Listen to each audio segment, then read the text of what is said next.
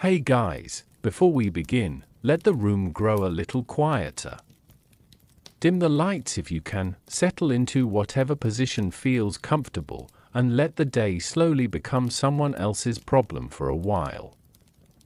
And if you enjoy these quiet journeys into the past, you can leave a like, subscribe, or tell me where you're listening from, but only if you feel like it.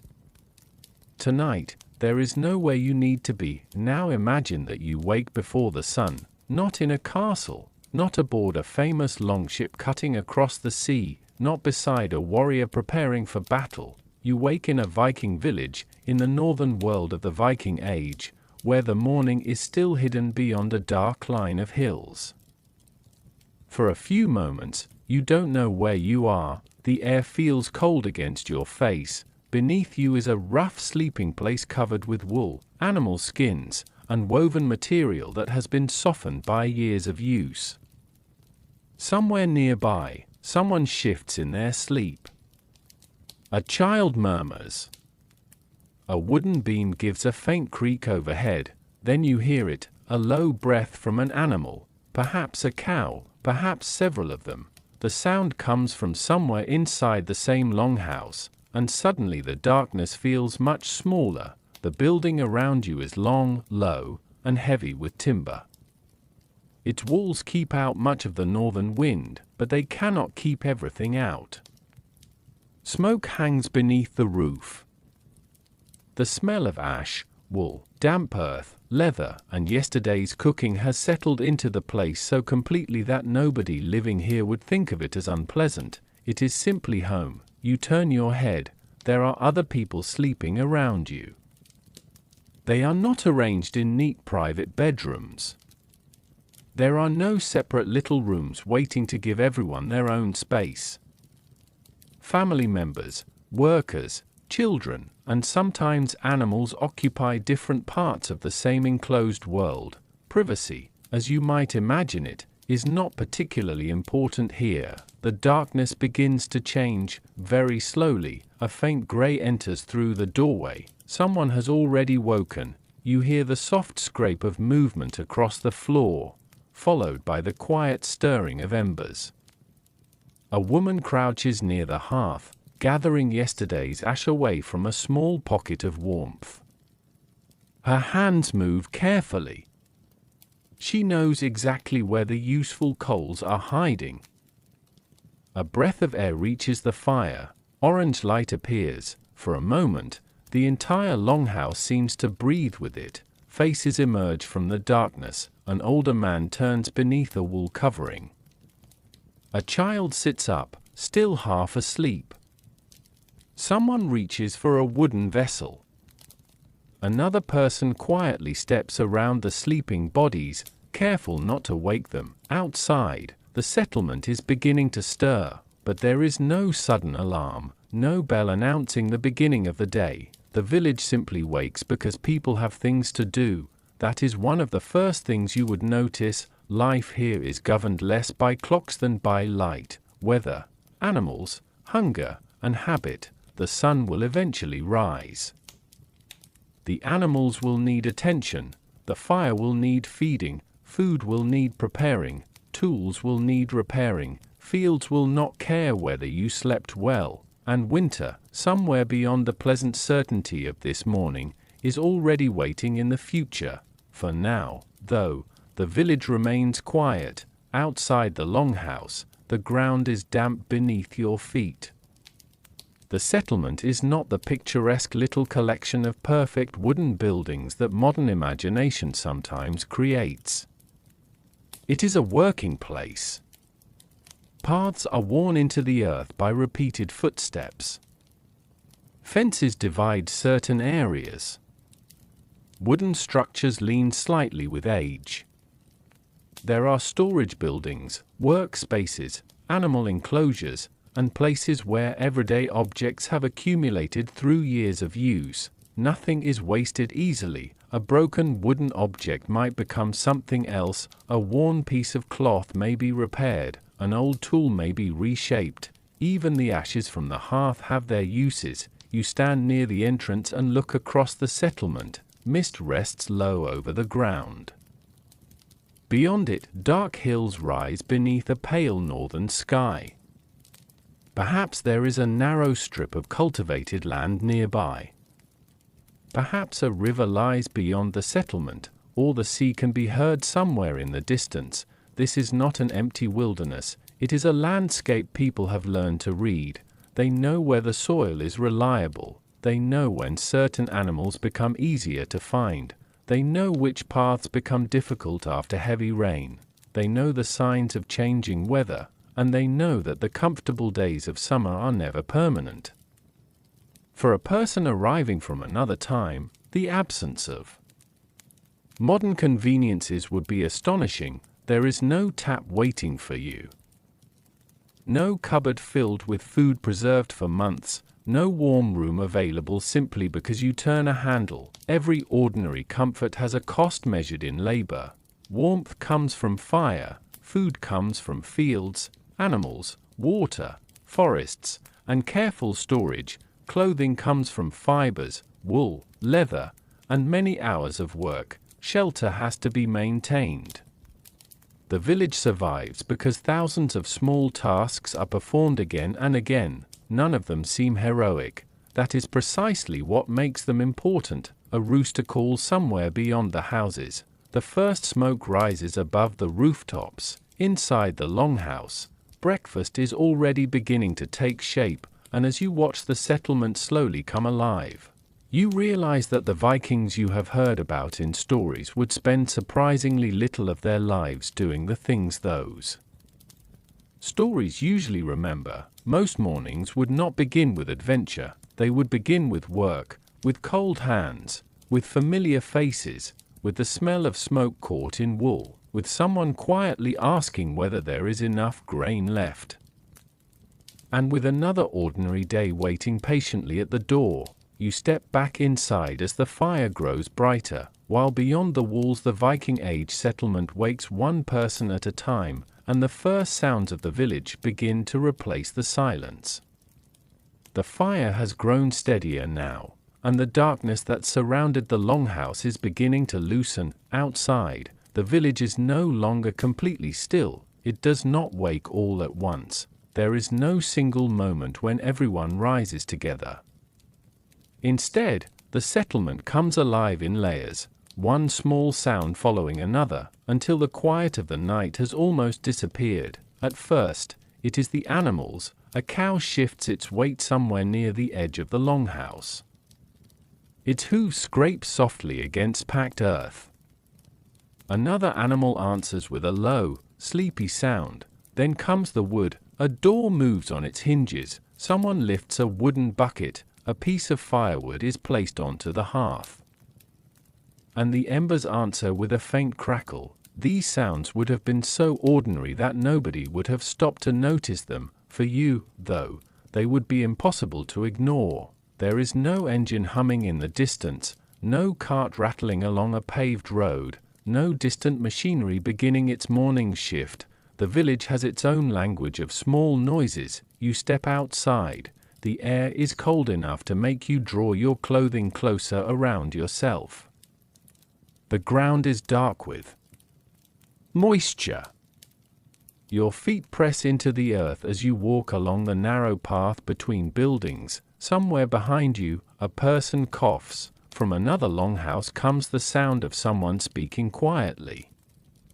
You cannot make out the words. A dog moves through the shadows, pauses to sniff the ground, then disappears behind a wooden structure. Beyond the settlement, birds are beginning to call. Their voices come from the surrounding landscape rather than from the village itself, as though the wilderness is slowly answering the people who live beside it. The first light reaches the upper edges of the hills. It is still weak. The world has not yet become colorful. Everything seems reduced to shades of gray, brown, and deep green. A man walks toward an animal enclosure carrying a wooden bucket. He does not hurry. There is no reason to. He has performed this task many times before. The animals recognize him. As he approaches, their movements become more noticeable. A cow raises its head. Another shifts closer. He opens the enclosure. The wooden gate makes a low groaning sound.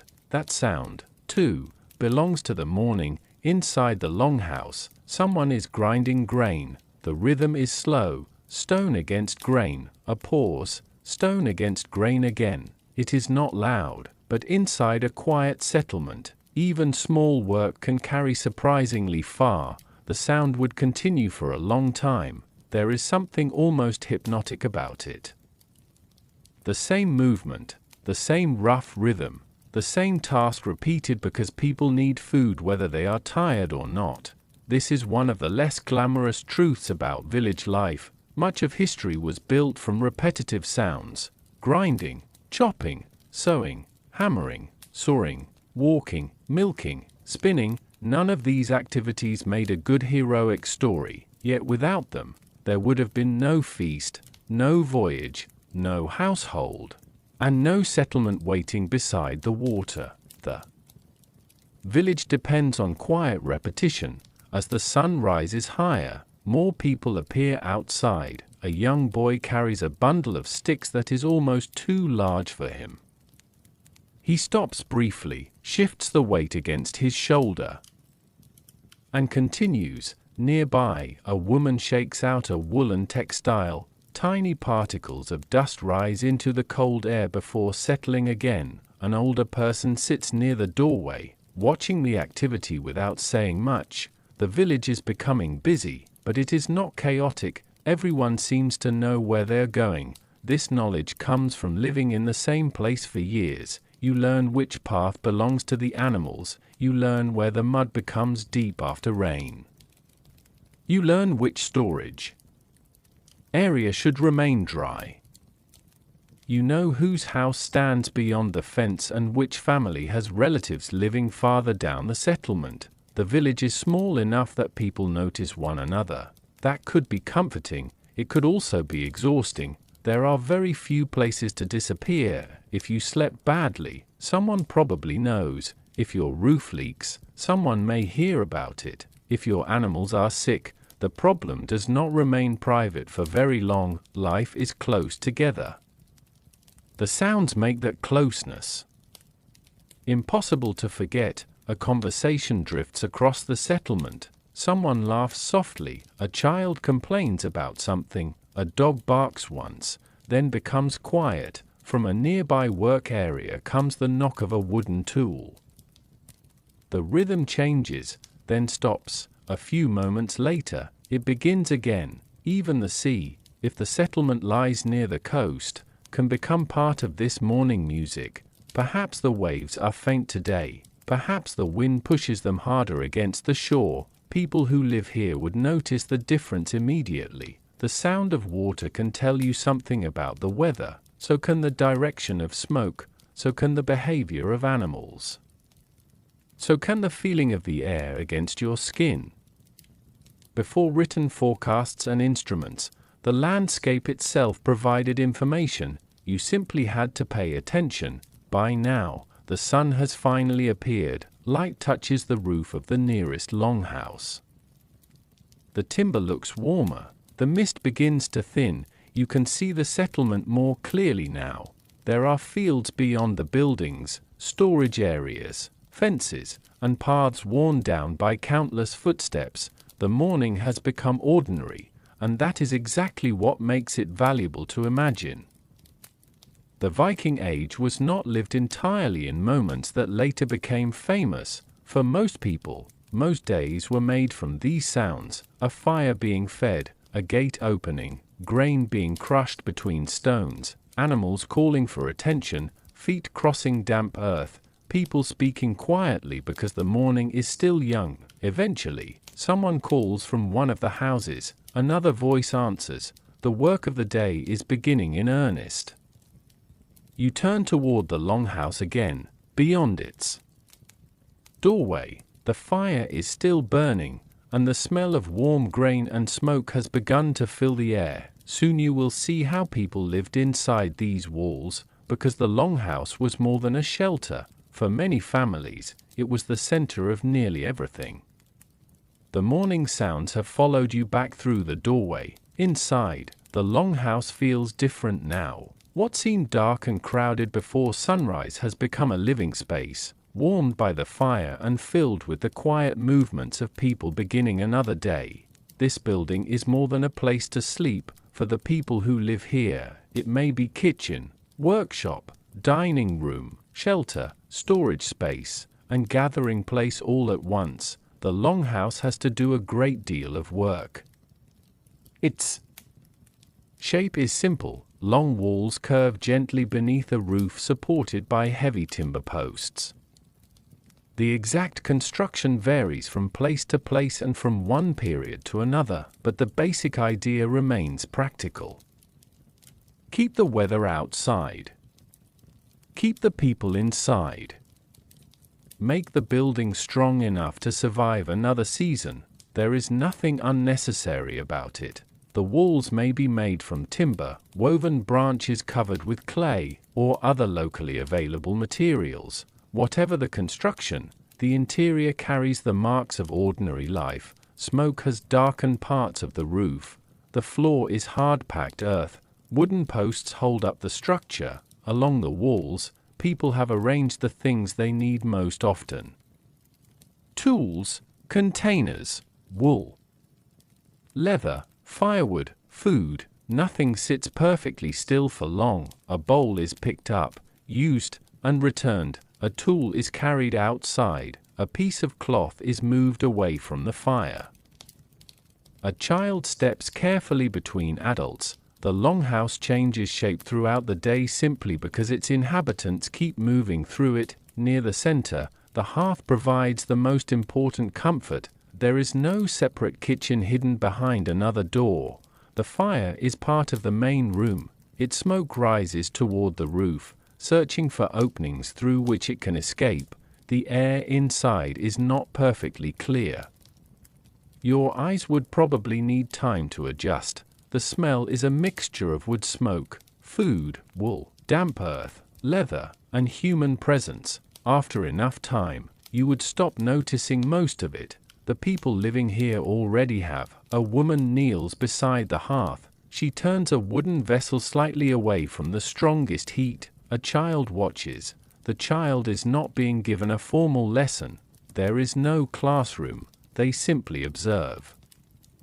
This is how much of practical knowledge moves through the household. You watch because you are expected to learn. An older person demonstrates something. A younger person copies it. A mistake happens. The work continues. Over the years, the child gradually becomes someone who can perform the task without thinking about every movement. The longhouse is therefore a place where knowledge is stored in people as much as in objects. Look toward one side of the room. A loom or textile working area may occupy part of the space. Wool is particularly important. It can become clothing, blankets, rope-like materials, and other useful textiles. Spinning and weaving take patience. The work is slow enough that conversation can happen at the same time. Someone may be speaking about an animal that is unwell. Someone else may be discussing a relative. Another person may simply be quiet. There is no need to fill every silence. Beyond the household area, food is being prepared. Grain has been ground. A simple meal may be simmering. Perhaps meat is available, perhaps fish, perhaps dairy products. What is eaten depends heavily on season, location, and household resources. The longhouse gives all of these activities a shared roof. That shared roof is useful. It also means that everyone's life is visible. If someone is annoyed, people nearby may notice. If a child is frightened by thunder, there is little distance between the child and the adults. If someone becomes ill, the household cannot simply close a bedroom door and carry on. There is closeness here that modern people might find comforting at first and overwhelming after a while. Even sleeping spaces are often arranged along the sides of the room. Benches or raised platforms can serve as places to sit during the day and sleep at night. Wool coverings and animal skins provide warmth. the better materials may belong to those with greater means. The arrangement of the room can quietly reveal social differences without anyone explaining them. Where you sit matters, what you own matters, who is allowed to use certain objects matters, and yet, everyone still shares the same basic atmosphere. The smoke reaches everyone, the cold reaches everyone whenever the door opens, the fire needs tending whether the household is wealthy or poor. Outside, the wind moves against the walls. Inside, someone adds another piece of wood, the flame brightens. For a moment, the longhouse becomes almost comfortable. This is one of the strange things about ancient homes. They can feel both harsh and intimate at the same time. The materials are rough, the light is limited. The air can be smoky, but the building contains familiar voices, familiar hands, familiar objects. After years of living here, a person would know every part of it. They would know which beam creaks when the wind changes. They would know where the floor is uneven. They would know which part of the wall lets in a little cold air. They would know where the best place is to sit near the fire without getting too close, and they would know how the building sounds at night. The longhouse is not silent. Wood settles, people breathe, animals shift, the fire whispers and cracks, rain may tap against the roof. Wind may push around the walls. For someone raised here, these sounds are not disturbances, they are part of home. As the morning progresses, people begin moving in and out more frequently. Some head toward the fields, others toward animals or workshops. The longhouse slowly empties, but it never becomes completely abandoned. Someone remains. There is always something that needs attention, and as you look around the room, you begin to understand something important. The Viking longhouse was not simply where people happened to live, it was the center around which much of village life turned. Soon, the movement of the morning will lead us to one of its most ordinary questions. When the work is finished, where exactly does everyone sleep? By now, the longhouse has begun to settle into the rhythm of the day. People move in and out through the doorway, carrying tools, food, water, or bundles of material for the work waiting beyond the walls. The hearth continues to burn at the center, leaving behind its familiar warmth and faint veil of smoke. But there is another part of the longhouse that becomes especially interesting once you stop looking at it as a modern home. The sleeping arrangements. At night, the same room that has been filled with work and conversation becomes a place for rest. There is no hallway leading to a collection of private bedrooms, no row of closed doors. No little room where one person can retreat and quietly turn the world off. Instead, people generally sleep along the sides of the longhouse, often on raised platforms or benches constructed against the walls. These platforms are practical. They lift the sleeper above the coldest part of the floor. They provide a reasonably level surface, and they make use of the long, narrow shape of the building. A sleeping place might be covered with woven material, wool, or animal skins. For someone accustomed to a soft mattress, it would not feel luxurious. The surface could be firm, the wool could be coarse, the skin might still carry the uneven texture of the animal it came from. But after a long day of work, the body does not always demand luxury, it demands somewhere warm enough to lie down. As evening approaches, the room gradually changes, the tools are moved aside, food has been eaten, the louder work has ended, people sit closer to the hearth, the sleeping platforms become more noticeable. A person might spread a blanket across the place where they intend to rest. Someone else folds clothing beside their sleeping area. A child settles near family members. The room becomes quieter without ever becoming silent. There is still the fire. There are still animals nearby. There are still conversations. Someone may cough. Someone may turn over. A piece of wood shifts in the hearth and breaks apart with a soft crack.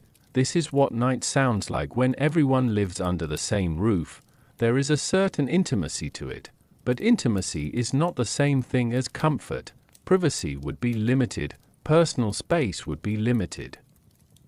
And the people living there would have known this as simply part of life. The arrangement of sleeping places could also reflect the household's social structure. Not every person would necessarily have the same position. A household might include relatives, workers, servants, and enslaved people, depending on its size and circumstances. Where a person slept could tell you something about where they stood within that household. The most desirable positions would likely be those offering greater warmth, better shelter, or more comfortable bedding. A place close to the hearth could be pleasant in winter. Too close, however, and the heat might become uncomfortable. Too far away, and the cold would be harder to ignore.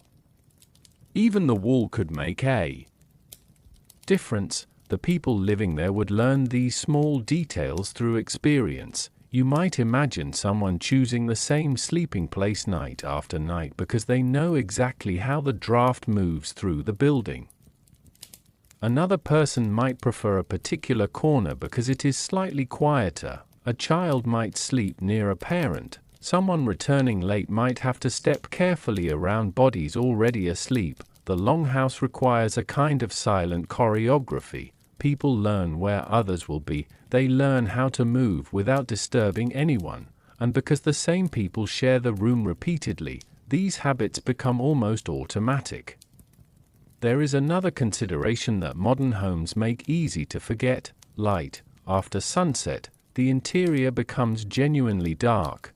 There are no electric lamps waiting on the walls. The hearth provides some illumination, perhaps supplemented by simple lamps or candles in appropriate contexts, but the light remains limited and precious. The edges of the longhouse disappear first. A person sitting near the fire can still see the faces of others. Beyond that small circle of warmth, details become difficult to distinguish. Eventually, even the conversation becomes softer. People settle down. The fire continues to glow.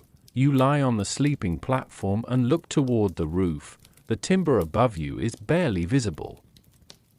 Smoke has darkened parts of the structure over years of repeated fires. The building feels enormous when viewed from the ground at night. Every sound seems larger. The wind presses against the outside walls. The roof gives a quiet creak. Somewhere in the darkness, an animal shifts. Then stillness returns. You realize that the village does not truly disappear after dark. It simply becomes quieter. People are still breathing. Someone may still be awake. A firekeeper may be checking the hearth. Perhaps a child cannot sleep. Perhaps an older person is quietly thinking about the next day's work. Sleep comes in its own time, and it may not always be deep or uninterrupted. Cold, noise, insects, smoke, uncomfortable bedding, illness, and the movements of other people could all disturb the night. There is no expectation that sleep must happen in a perfectly controlled environment. The night simply happens around you, and you learn to sleep within it. For a modern listener, this may be one of the strangest things to imagine. We tend to think of sleep as something private, a closed door, a separate bed, a quiet room. For many people in a Viking settlement, the idea of sleeping alone in a private room would have been unusual or unnecessary. The household was a shared world. Work happened there, meals happened there, stories happened there, arguments happened there, children grew up there, and eventually, everyone closed their eyes beneath the same roof. By morning, the sleeping places would disappear beneath the movements of another working day. Blankets would be folded. Skins moved aside. The hearth would be stirred. The room would become a workshop and kitchen once again. Nothing about the sleeping area was permanent in the way a modern bedroom can feel permanent. It was simply another use of the same space. And perhaps that is why the longhouse could feel both crowded and deeply familiar. You were rarely alone. but you were almost always surrounded by the sounds of people you knew. Outside, the northern night would remain cold and immense. Inside, the last embers would continue glowing beside the sleeping forms, quietly marking the place where everyone had finally come to rest. By the time the sleeping platforms have disappeared beneath the activity of another morning, the hearth has become the center of attention again. The darkness of the previous night is gone, a pale northern light rests across the floor, and around the fire, someone is preparing the first meal of the day. Breakfast in a Viking village was not necessarily a grand affair. There was no guarantee of a wide selection of food waiting in neat containers. What appeared beside the hearth depended on what the household had grown, raised, caught, traded, preserved, or managed to save from earlier seasons. That last part mattered. A meal was never completely separate from the past. The grain being ground that morning might have been harvested months earlier. The dried fish might have been prepared before winter. The dairy might depend on animals that had survived the previous season. Even a simple bowl of food could contain the quiet history of an entire household. You sit near the hearth as a wooden vessel is placed close to the warmth. Inside is a thick mixture made from grain. Barley was important in many parts of the Viking world, and other grains could also be used depending on region and availability. The food is plain, warm, filling, exactly what it needs to be. A person stirs it slowly. Steam rises into the smoky air. There is no elaborate presentation. Nobody is taking a moment to admire the texture. The meal has a job. It needs to provide enough nourishment to begin a day that will probably involve several hours of physical work. The first spoonful is taken carefully. It is hot. The person waits a little before eating again. Around the room, others begin to gather. Some may eat from wooden bowls, others may share from a larger vessel. The exact arrangement varies by household and circumstance, but the basic principle is familiar.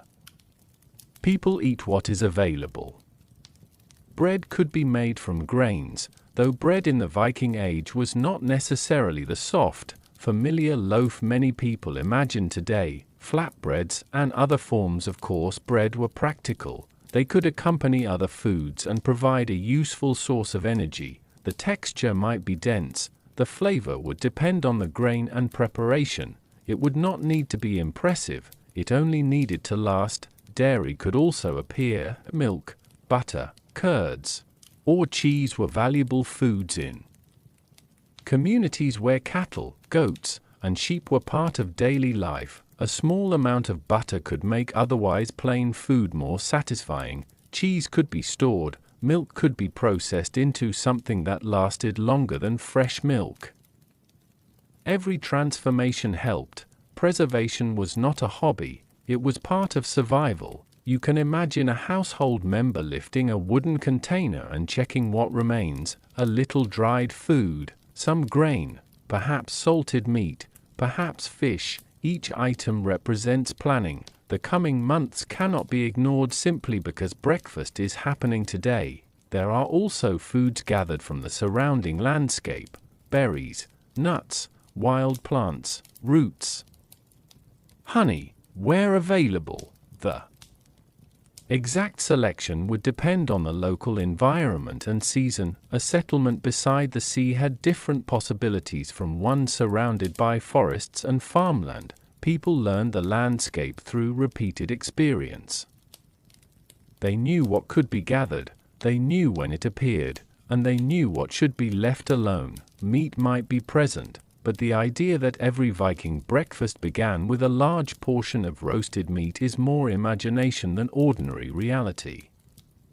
Livestock were valuable. A cow was not simply a source of meat, it could provide milk, calves, hides, and labor. A sheep provided wool as well as meat. Animals were resources that had to be managed carefully. Slaughtering one meant losing future usefulness. So meat was especially connected to particular circumstances, seasons, or celebrations. Fish could be an important source of food. especially for settlements near rivers, lakes, or the coast.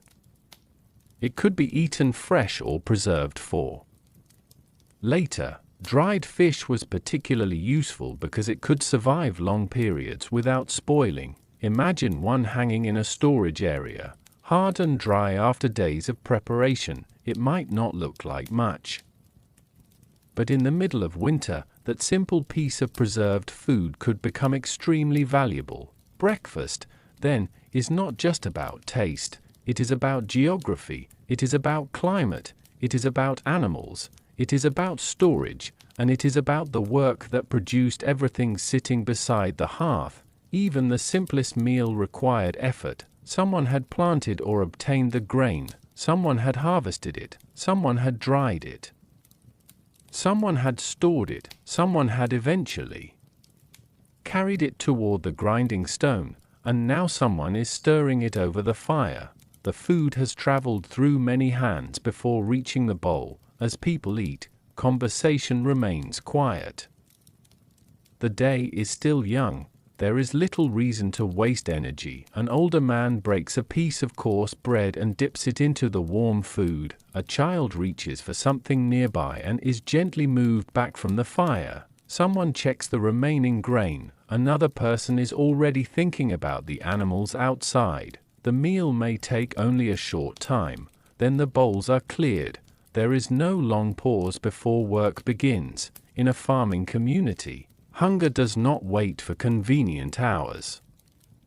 Animals need attention, fields need care, water needs carrying, tools need repairing. The rhythm of the village moves quickly once daylight becomes strong enough. You take one final look at the hearth. The meal has been simple, but it has done its work. The warmth in your stomach is one small advantage as you step outside. The air feels colder now that you have left the fire. Across the settlement, the morning is becoming busier. A gate opens. An animal calls, someone lifts a wooden tool. Another person heads toward the fields, and suddenly, breakfast is already behind you. The Viking day has begun properly now, and the first tasks are waiting with the same quiet certainty as the rising sun. The bowls have barely been cleared when the village begins to change again. The quiet concentration around the hearth gives way to movement. A door opens, a bucket is lifted. Someone calls toward the animal enclosure. Another person walks across the settlement carrying a tool over one shoulder. Breakfast has ended, but the day has only just begun. In a Viking village, there were certain tasks that could not simply be postponed because someone felt tired. Animals still needed feeding. Water still had to be carried. Fires still needed tending. Food could spoil. Weather could change. A broken fence could become a missing animal by evening. Much of daily life depended on responding to small problems before they became large ones. You follow a man toward the edge of the settlement. The morning air is clearer now. He carries a wooden bucket in one hand. His steps are steady, familiar. He reaches the animals and lowers the bucket. There is no ceremony. The animals are waiting. A cow moves closer. Its breath is visible in the cool air. The man works quietly, giving the animal what it needs before turning toward another task. This is the kind of work that rarely appears in stories about the Viking Age, yet it may have mattered more to ordinary villagers than anything involving famous warriors or distant voyages. A household could survive a great deal, but neglect the animals for too long, and the consequences would arrive quickly. Milk might be lost, a valuable animal might become sick, a fence might break, winter stores might become smaller. One small failure could spread into several others. That is why the morning has an underlying sense of responsibility, not urgency, not panic, just necessity. Nearby, another person carries water. The container is heavy. The walk is repeated several times. Water is needed for drinking, cooking, washing, animals, and other household needs. There is no convenient source waiting inside the wall. the distance to the water matters. A settlement built near a reliable stream has an advantage. A household farther away has more work. These details shape where people live and how they organize their days. You watch the carrier return. The bucket swings slightly with each step. Some water is lost along the way. Nobody seems surprised. This is simply how the task works. Inside another house, someone is already repairing a piece of equipment. The object is wooden. Its edge has split. The person studies the damage, turns it over, and begins working carefully with a small tool. There is no reason to throw it away. Materials are valuable. Repairing something can be easier than replacing it. The work continues quietly. Scrape, pause, turn, scrape again. It is almost meditative. Across the settlement, a different kind of preparation is taking place. A person checks stored food. The container is opened. The contents are examined. Nothing is taken casually. People have to know what remains. A household that consumes too much during a comfortable season may regret it when the weather becomes difficult. This awareness of the future is woven into ordinary life. You cannot see winter yet, but you can feel its influence in decisions made during warmer months. The same is true of clothing. A torn garment cannot always wait. Wool must be spun. Textiles must be woven. Leather must be prepared. If something becomes damaged, repair is part of the solution. A woman sits near the doorway working on a piece of fabric. Her hands move with practiced precision. She pulls the thread, adjusts the material, checks the edge, continues. The task looks simple until you imagine doing it for hours. Much of village life depends on skills that become almost invisible once mastered. A person who knows how to weave well can save the household enormous effort. Someone who understands animals can notice illness before it becomes obvious. Someone who knows wood can repair a handle without wasting valuable material. Someone who understands the fields can recognize when the soil is ready. Knowledge is not stored in books waiting to be consulted. It lives in people's hands. The morning grows brighter. The village spreads outward. Some people head toward the fields. Others remain near the houses. Children begin following adults, carrying small objects or helping with tasks that match their abilities. Even the smallest contribution matters. A child who gathers kindling is one less bundle another person needs to collect. Someone who watches animals gives another worker time to complete something else. Daily life works through cooperation. Although cooperation does not mean everyone is always cheerful about it. People get tired. People become impatient. Someone may wish a task belonged to somebody else. A bucket does not become lighter because you are annoyed with it. The village continues anyway. This is one of the quieter truths of agricultural life. There is very little room for the fantasy that tomorrow will solve everything. Tomorrow will bring its own tasks. Some jobs can wait a few hours, others cannot. A fire left unattended can go out. A hungry animal will remain hungry. A damaged roof can become a serious problem if rain arrives. Food preparation cannot always be delayed. The seasons do not negotiate. By late morning, the settlement has become fully awake. The gentle sounds of breakfast have been replaced by the rhythm of work. Wood is being cut, animals are being moved, textiles are being handled, tools are being carried from one place to another. The village seems almost like a machine. Although every part of it is human, there is no central schedule, no manager standing in the middle giving instructions. People know what needs to happen because they have lived through enough mornings to understand the pattern. You pause beside the longhouse and look across the settlement. For a moment, it seems ordinary, almost peaceful, and it is, but beneath that peace is a constant calculation. What needs doing now? What can wait?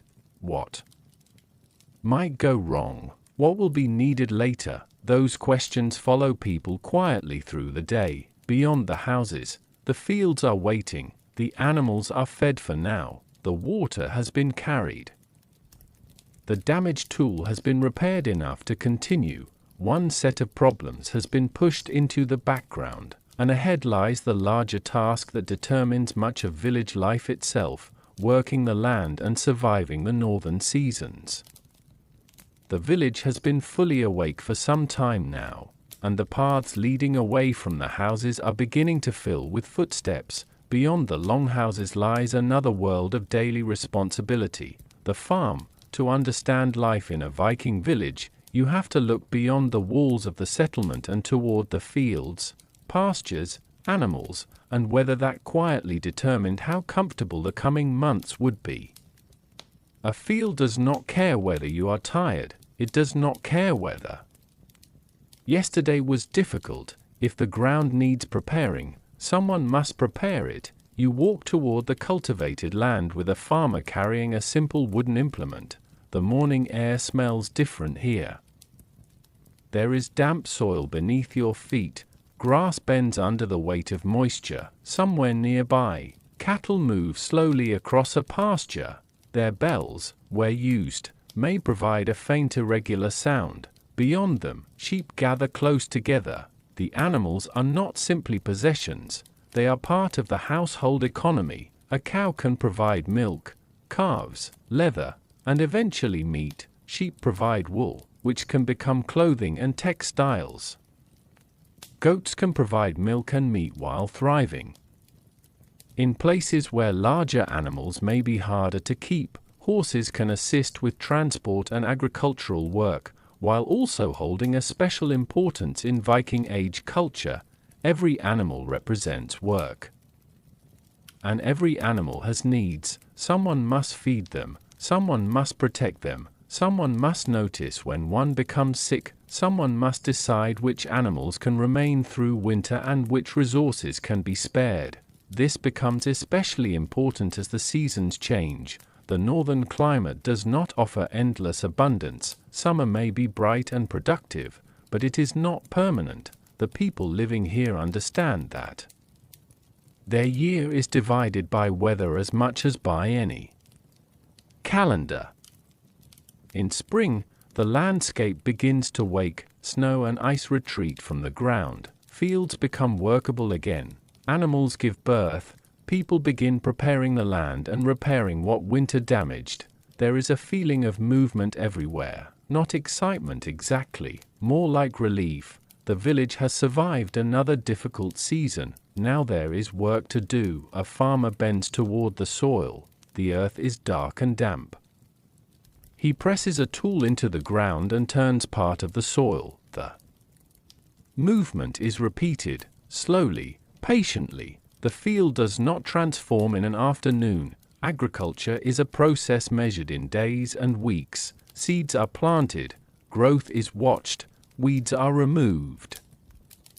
Animals are kept from damaging crops. Rain is welcomed until there is too much of it. Sunlight is useful until the ground becomes dry. Almost every advantage can become a problem if it arrives in the wrong amount. By summer, the landscape may look generous. Fields of grain move softly in the wind. Grass grows thick. Animals find better grazing. The long days provide more time for work. But summer is not a season for laziness.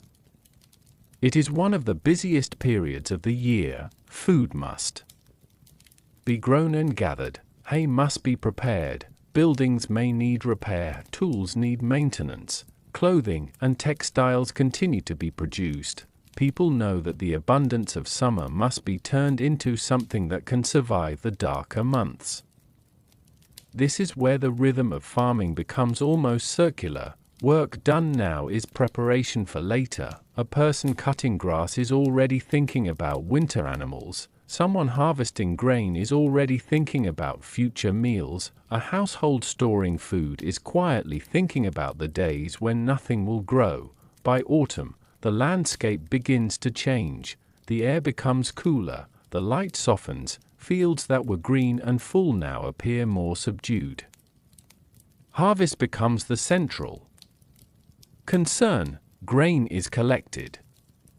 food is preserved, animals are assessed, which ones will be kept, which can be slaughtered, how much meat can be preserved, how much fodder remains. These decisions can feel very practical, but they carry emotional weight.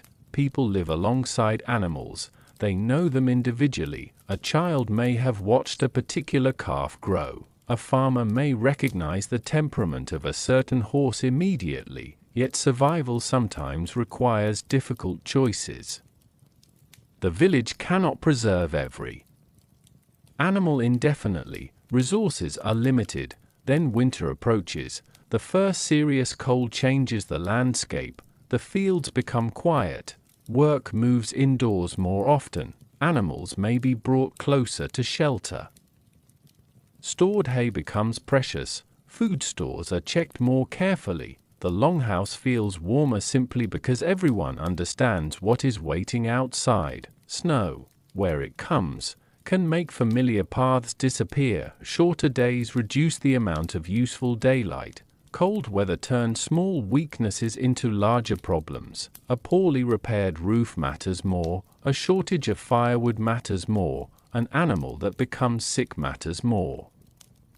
The northern seasons are therefore not simply scenery. They are an invisible force shaping every decision. A village might be peaceful in appearance, but underneath that peace is a constant awareness of weather. You learn to look at clouds. You learn the condition of the ground. You notice how animals behave. You remember which year brought too much rain. You remember the winter when the stores ran low. Memory itself becomes part of survival. Older people carry knowledge that younger people have not yet earned. They remember where flooding occurred. They remember which field produced well. They remember when the first frost arrived. They remember which animals survived difficult winters. This knowledge is passed quietly through conversation and example. As you stand at the edge of the fields, the village behind you seems smaller. The longhouses are clustered together beneath the sky. Smoke rises gently. Animals graze. People continue working. Nothing looks dramatic, yet almost everything you see is connected to the same question: will there be enough food, enough fodder, enough warmth, enough healthy animals? Enough strength to reach spring. The Viking farmer does not need to ask that question aloud every morning. It is already present in the structure of the year. And perhaps that is what makes the northern seasons so powerful. They turn ordinary work into preparation for an uncertain future. The field beneath your feet is not simply a field, it is tomorrow's food. The wool on a sheep's back is not simply wool, it is warmth waiting to be made. The hay stacked away from the weather is not simply dried grass, it is a promise that the animals may still be there when the landscape turns white. Behind you, someone calls from the settlement. Another task is waiting. You turn toward the sound. Leaving the fields behind for now, while the people of the village continue shaping their lives around the land that feeds them. The fields behind the settlement are quiet for a moment, but the work of the village has not slowed. If anything, another part of daily life is becoming easier to see. The women. Their work is sometimes reduced to a few familiar images: weaving, cooking, caring for children. Those things certainly mattered, but village life required much more than that. A woman in a Viking Age household could be responsible for tasks that reached into nearly every part of the settlement's survival. Her responsibilities depended on her age, status, wealth, family, location, and circumstances. There was no single experience shared by every woman. Some lived on farms, some lived in trading settlements. Some belonged to wealthy households, others had very little control over their circumstances, some were enslaved, and yet, across these differences, women were deeply involved in the practical machinery of everyday life. You enter the longhouse again. Near the hearth, a woman is preparing food. She checks a wooden vessel, adjusts its position, and adds something from a small container. Nothing about the movement is hurried. She has probably performed variations of this task hundreds of times. Food preparation requires knowledge. How much grain is available? How long should it cook? What can be eaten now? What needs to be saved? What can be preserved? These decisions may seem small, but a household's food supply depends on them. Nearby, another woman is working with wool. The process begins long before finished clothing appears. Wool must come from sheep. It must be cleaned and prepared. Fibers are spun into thread. The thread is woven into cloth. Then the cloth may be cut, shaped, stitched, repaired, and reused.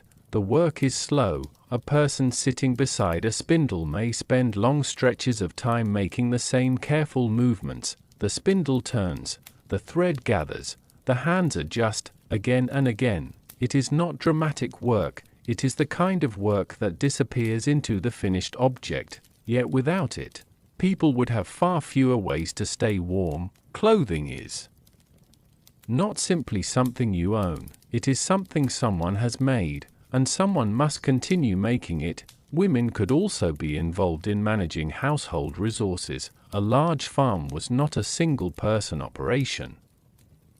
There were animals to monitor, food to preserve, workers to organize, textiles to produce, storage areas to maintain, visitors to receive, household possessions to protect. The more prosperous the household, the more complicated these responsibilities could become. A woman in a wealthy household might have considerable influence over how resources were handled. The famous image of a Viking woman holding keys has some basis in historical evidence, although the meaning of keys was more complicated than the simple idea that every married woman carried a symbolic household key. Still, keys and other objects associated with household management can remind us of something important. Domestic work was not necessarily passive work. Managing a household required authority, memory, practical judgment, and constant attention.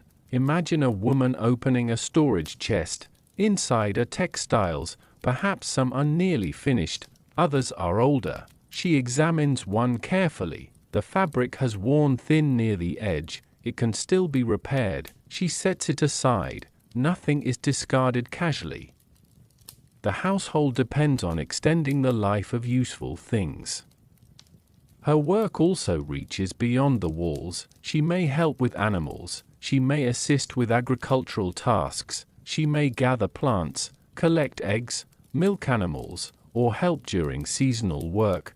The exact division of labor was flexible. Necessity has a way of making strict categories less useful. If someone is needed in the field, they go. If an animal is giving birth, someone helps. If food needs preserving before it spoils, whoever has the knowledge may take responsibility. Village life leaves little room for pretending that one task belongs permanently to one person. Children also occupy much of this world. A mother may care for a small child while continuing another activity.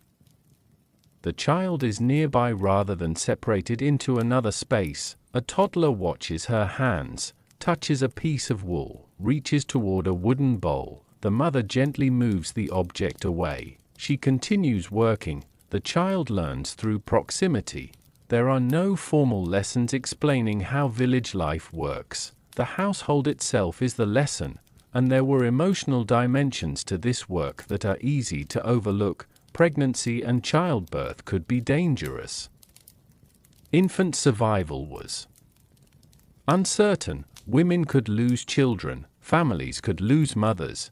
These realities existed quietly beneath ordinary domestic life, yet the people living through them still had to continue with the morning's work. Food still needed preparing, animals still needed care, cloth still needed making, the hearth still needed tending. History can sometimes make ancient women appear as distant figures standing beside famous men, but most women were not standing beside history, they were living inside it. Their hands shaped the food people ate, the clothing people wore, the goods that could be traded, and the household systems that allowed a farm or settlement to function. Some women also traveled. Burial evidence and written sources suggest that women could move between communities, especially through marriage, trade, migration, and family connections. A woman might leave one household and become part of another far away. That could mean learning a new landscape, new customs, new relationships. The transition could be difficult. It could also create new opportunities. And then there were women with much less freedom. Enslaved women could be forced into domestic labor, agricultural work, or sexual exploitation. Their lives were shaped by the decisions of people who owned them. Their experiences should not be folded neatly into the more comfortable image of the free farm household. The Viking Age contained enormous differences in power. The same longhouse that represented security for one person could represent confinement for another. By late morning, the women of the settlement are still working. One carries a basket toward a storage building, another returns from the animals. Someone sits near the doorway with wool spread across her lap. A child leans against her. She keeps working. The scene is peaceful. But beneath that peacefulness is skill, responsibility, and endurance. The village could not function without these invisible networks of labor. And as the afternoon approaches, another group begins to emerge more clearly from the shadows of the household. The children, who are already learning how to become part of this demanding little world. The women continue their work around the longhouse, and among them are smaller figures who have been watching everything very carefully. A child does not need to be told that the day has begun. The sounds of the settlement are enough. There is movement outside. Animals need attention. Adults are carrying tools. Someone is calling from another building. And sooner or later, a child has to get up and become part of it. For Viking children, there was no sharp dividing line between childhood and the responsibilities of ordinary life. They played, certainly. They laughed. They argued. They became tired. They invented games from whatever happened to be nearby, but they also lived inside a world where useful skills had to be learned early. A young child might begin with something very simple, carrying a small bundle of sticks, watching younger siblings, helping gather food, fetching an object from one side of the longhouse. The task might seem insignificant to an adult. To the child, it was a beginning. You can imagine a boy standing beside a woodpile, struggling with a bundle that is slightly too large for him. He lifts it, it slips, he puts it down. An older person watches without immediately helping. The child tries again. This time, the bundle stays together. He carries it toward the longhouse with a mixture of concentration and pride. Nobody applauds. There is no ceremony. But the child knows he has done something useful. Girls learn practical skills in much the same way. A young girl might sit beside an older woman and watch textile work. At first, she may simply observe. Then she is allowed to touch the wool. Later, she learns to spin. Eventually, she may help with more complicated tasks. The learning happens gradually. A child grows into the work rather than suddenly becoming responsible for it. Children also learned by playing, and play could be remarkably inventive. A piece of wood could become a toy, small figures could be carved, simple objects could be used to imitate the activities adults performed. Children could race, climb, throw, hide. They could make games from stones, sticks, bones, or other materials that happen to be available. Some toys have survived archaeologically, reminding us that childhood existed alongside all the practical difficulties of the Viking Age. A small carved object can seem almost insignificant when compared with weapons, ships, or monuments, but sometimes the smallest object gives the strongest impression of ordinary life. Someone made it, a child held it. Someone probably smiled while watching that child play with it. That kind of moment rarely enters historical records, yet it happened. Children also had to understand animals. A farm was dangerous in small ways. A frightened horse could kick, a cow could push, a dog could bite. A child learned where to stand, how close to get, when to move away. This knowledge was practical and physical. The same was true around the hearth. Children learned quickly that fire was useful and dangerous. The warm center of the longhouse was also the place where food was cooked. Tools could be heated, and embers needed constant attention. A curious hand could get hurt, so children were taught boundaries through repeated reminders and, sometimes, through experience. Their world was smaller than ours in some ways. There were no screens to occupy an afternoon, no manufactured toys filling an entire room, no school bell separating lessons from the rest of the day. Instead, the village itself provided endless things to observe: a horse being led past the doorway, a boat returning along the water, someone repairing a roof, a woman preparing food, a blacksmith working at a forge, a trader arriving with unfamiliar objects, a stranger speaking in a language the child did not understand. The world was full of things worth watching. Children also learned stories. An older person might tell a tale while working. The child listened. Perhaps the story involved ancestors, perhaps gods, perhaps a famous family member. Perhaps someone from a neighboring settlement who had behaved foolishly many years earlier. Stories carried memory. They also taught children what the community admired and what it disliked. A child gradually learned who belonged to the family, who could be trusted, which adults had authority, which relatives lived elsewhere, which names were remembered with pride, and which stories were better told quietly. Growing up in such a close community meant that children were rarely completely anonymous. People knew who they were. They knew their parents. They noticed when a child became taller. They remembered mistakes. They remembered acts of kindness. Reputation began early. So did responsibility. As children grew older, their work became more useful. A boy might help with livestock, farming, fishing, or woodworking. A girl might become increasingly involved in textile production, food preparation, animal care, or household management. But these categories were not absolute. Different families needed different things. A child living on a farm would have a different daily routine from one growing up in a busy trading settlement. A wealthy household could offer more resources. A poorer household might depend on every pair of hands. And children who were enslaved experienced childhood very differently. They could be assigned work at young ages and had little control over their circumstances. The Viking Age was not a single childhood, it contained many. By afternoon, the settlement is warmer. The children have already spent hours moving between play and work. One group might be near the edge of the village, throwing small objects at a target. Another child sits near a doorway, watching an adult work. A younger child follows an older sibling along a familiar path. Their voices carry across the settlement. Then suddenly, a child laughs. The sound is bright against the muted rhythm of work. For a moment, the centuries seem to disappear. Children have always found reasons to laugh. They have always turned ordinary objects into games. They have always watched adults and wondered when they would become like them.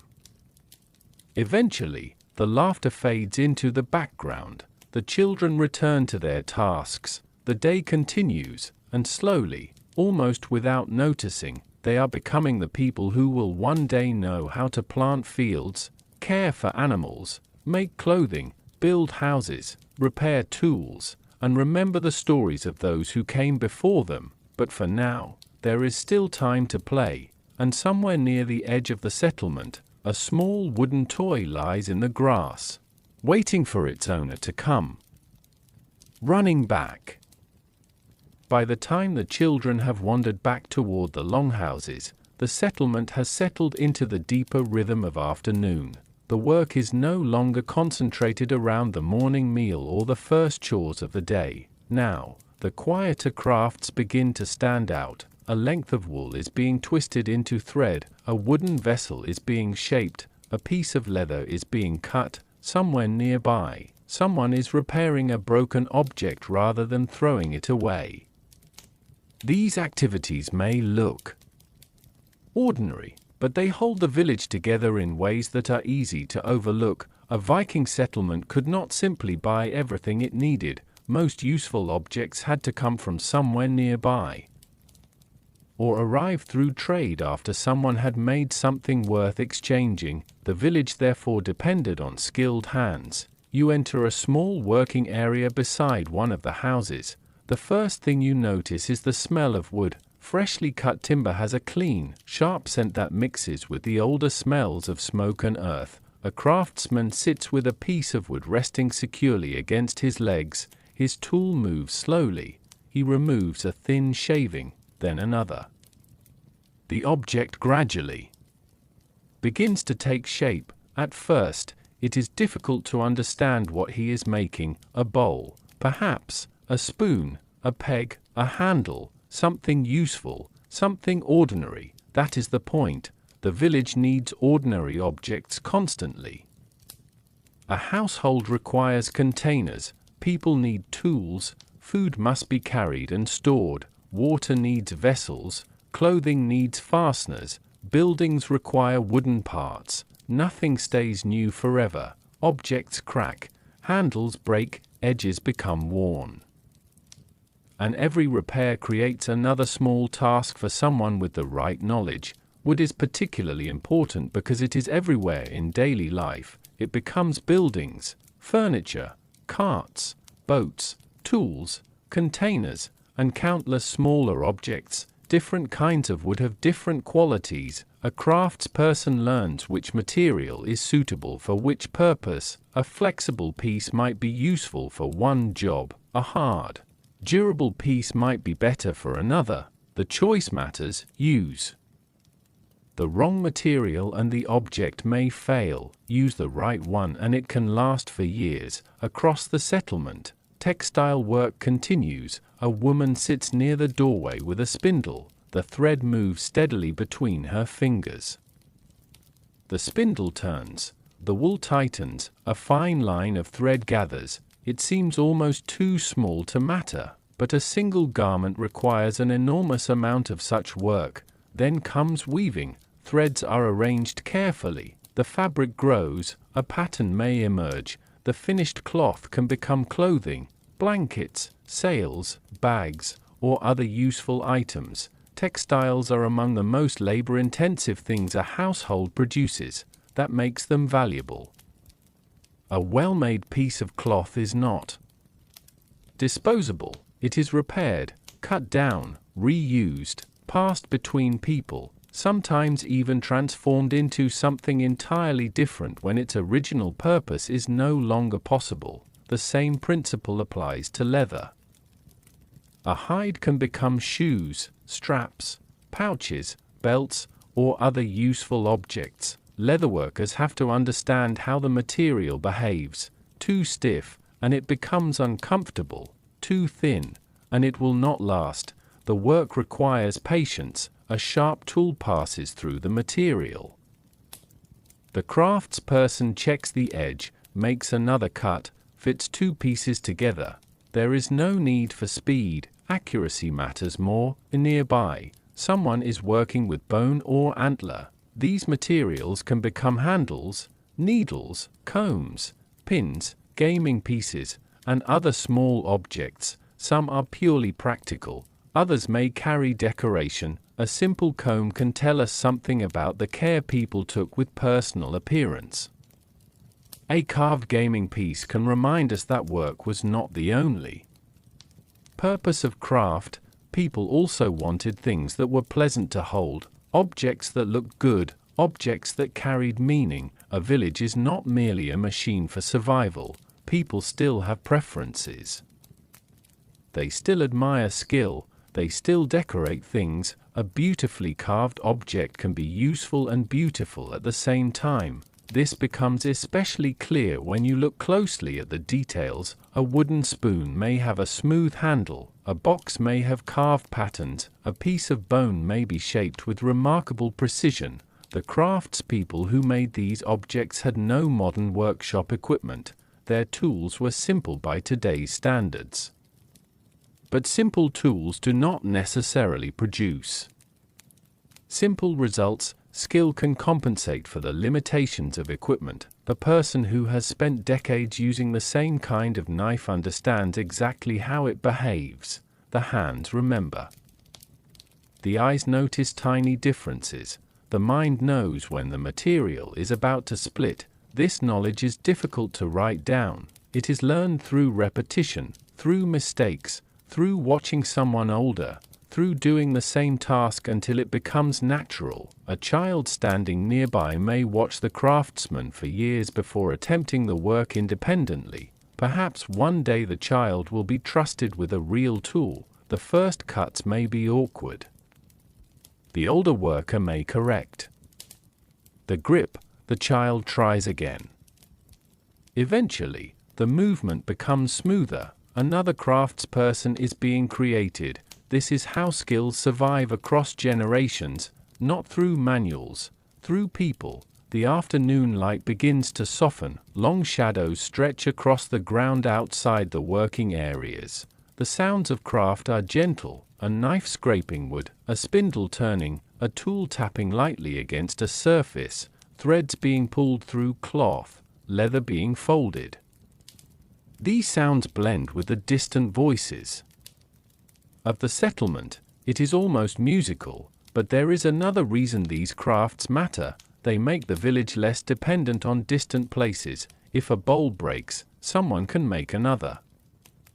If a strap tears, someone can repair it. If clothing wears thin, someone can mend it. If a tool handle splits, another can be shaped.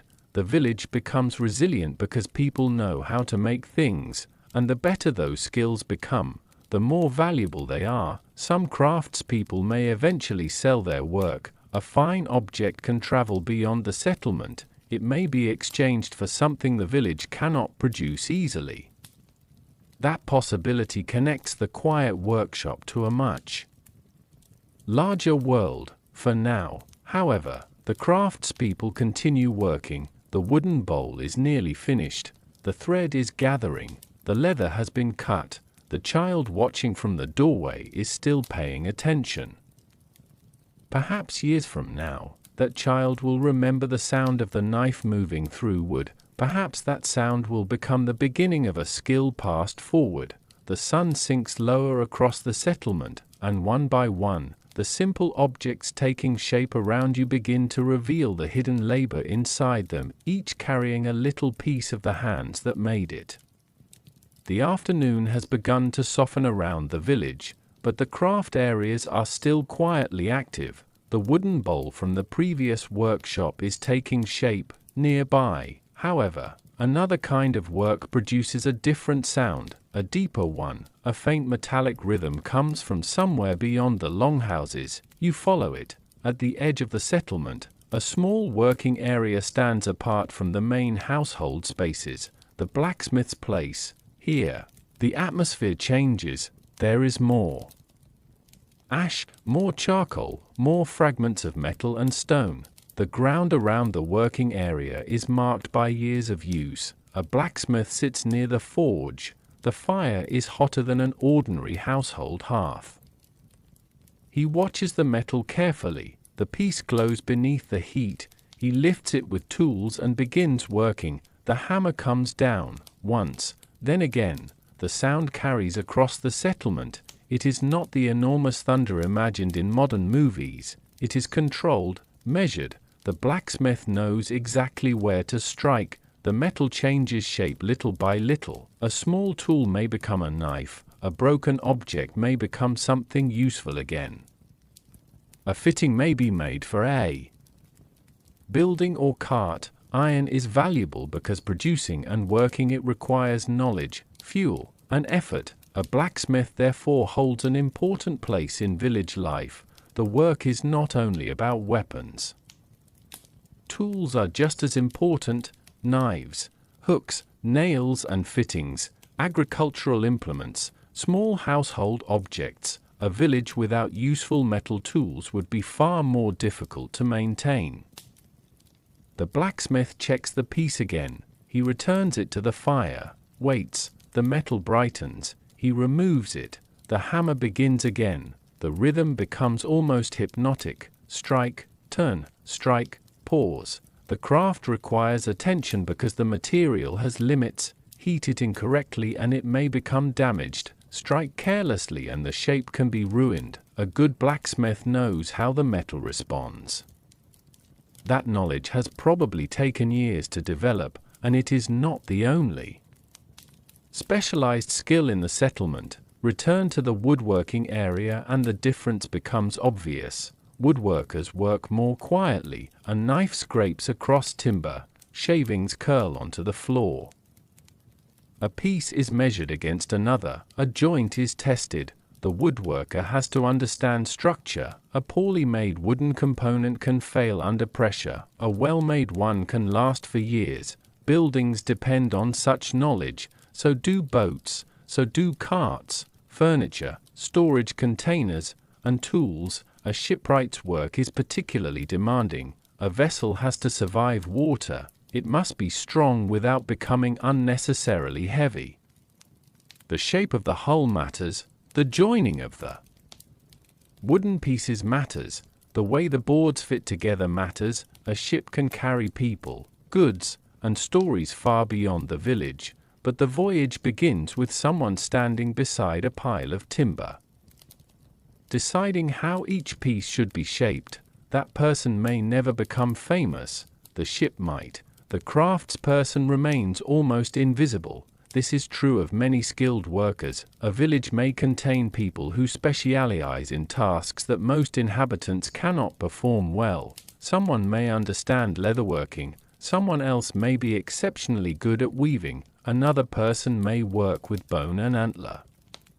A potter, where pottery is locally produced, may understand how to prepare clay and fire vessels. A person with knowledge of healing may know which plants are useful and which are harmful. Specialization does not mean that these people never perform ordinary chores. They still eat, they still carry things, they still care for households, but their particular skill gives them a special value. Sometimes, that value can travel beyond the village. A beautifully made object may be exchanged. A skilled craftsperson may be invited elsewhere. Goods may move along trading routes. This creates a connection between the quiet workshop and the wider Viking world. A knife made here might end up in another settlement.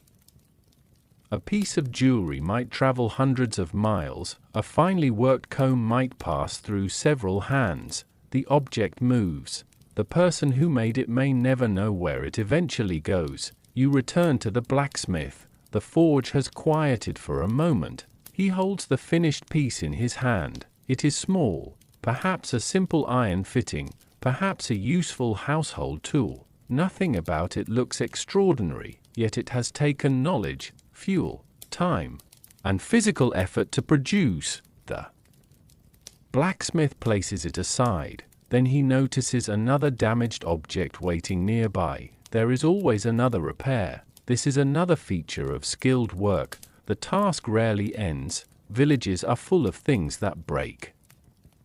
The useful person is often the person who knows how to make the broken thing useful again. As the afternoon becomes evening, the sound of hammering grows less frequent. The forge is allowed to cool. The woodworkers begin gathering their tools. Shavings are brushed aside. Finished objects are moved somewhere safe. The village gradually returns to its quieter rhythm, but the work of these specialists remains visible everywhere. A wooden door fits because someone understood wood.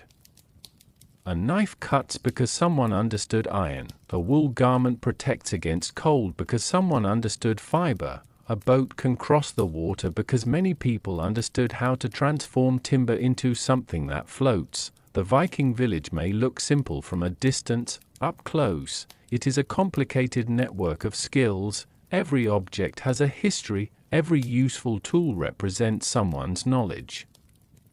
And every skilled hand makes the settlement a little less vulnerable to the problems that ordinary life keeps producing. The last glow of the forge fades into the evening air. Soon the blacksmith will leave his tools behind and return toward the longhouse. But beyond the settlement, another source of work is waiting: the water, the forest, the open fields, places where food must be found rather than made, and where the village's survival depends on knowing how to read the landscape.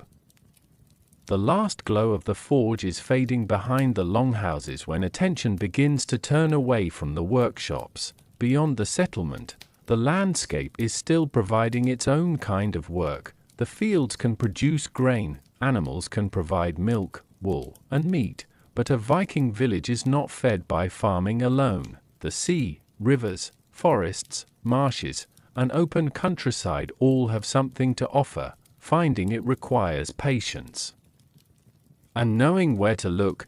You leave the settlement along a narrow path leading toward the water. The ground is damp beneath your feet. The air smells cooler here. A few boats rest near the shoreline, their wooden hulls dark against the pale water. A fisherman is already preparing his equipment. There is nothing hurried about him. He checks the line, looks toward the water, adjusts the boat, then waits. Fishing is one of those activities that can look almost effortless from a distance. A person sits beside the water. A line disappears beneath the surface. Nothing seems to happen.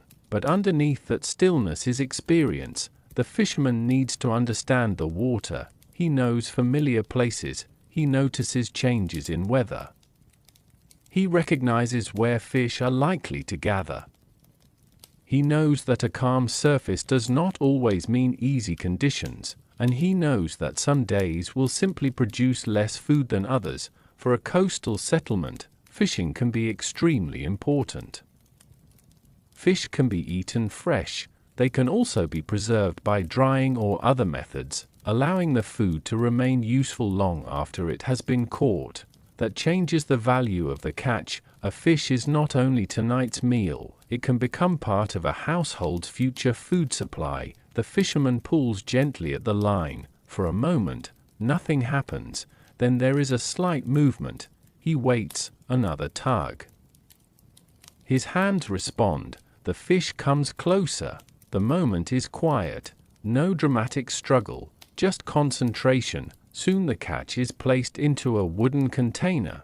It is not enormous, but it is food, and that is enough. Further inland, another kind of food gathering is taking place. The forest provides possibilities that cannot be found beside the water. Berries appear during certain seasons.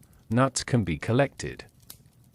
Wild plants may be gathered. Mushrooms, where safely known and locally available, may also contribute to the diet. Roots and other edible plants can supplement cultivated food. None of these sources should be imagined as an endless forest pantry. Wild foods are seasonal. Their availability changes from year to year. People need knowledge to find them. An experienced gatherer walks slowly through the vegetation. She looks at the ground, examines leaves, checks beneath low branches. She knows what she is searching for. A child follows behind, watching. The child learns that not every bright berry should be picked. Not every plant belongs in a basket. Knowledge of the landscape can be passed through simple gestures. This one is useful. That one is. Left alone, these appear in autumn. Those are found closer to the water. The forest becomes a classroom without walls. Hunting adds another layer. Wild animals can provide meat, hides, antler, bone, and other useful materials. But hunting is not simply walking into the forest and returning with food. It requires understanding animal behavior and terrain. It also carries uncertainty. A hunter can spend hours following signs and find nothing. Weather can interfere. The animal may change direction. The forest may conceal what is nearby. patience becomes as important as physical ability. Imagine a hunter standing quietly among the trees. The forest is almost completely still. He has been there for some time, his breathing is slow, a branch moves gently in the distance.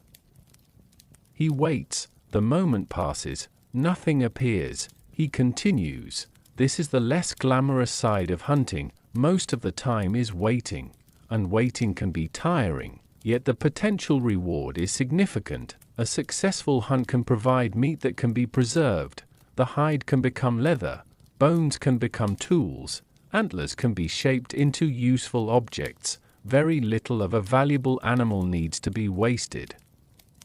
This principle runs through much of Viking Age life. People live in a world where materials are precious. If something can be used again, it often is. If one part of an animal can serve another purpose, it may be saved.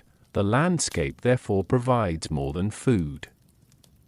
It provides raw materials. Near the shoreline, birds can also become part of seasonal food gathering. Eggs may be collected where appropriate. Feathers can have practical uses.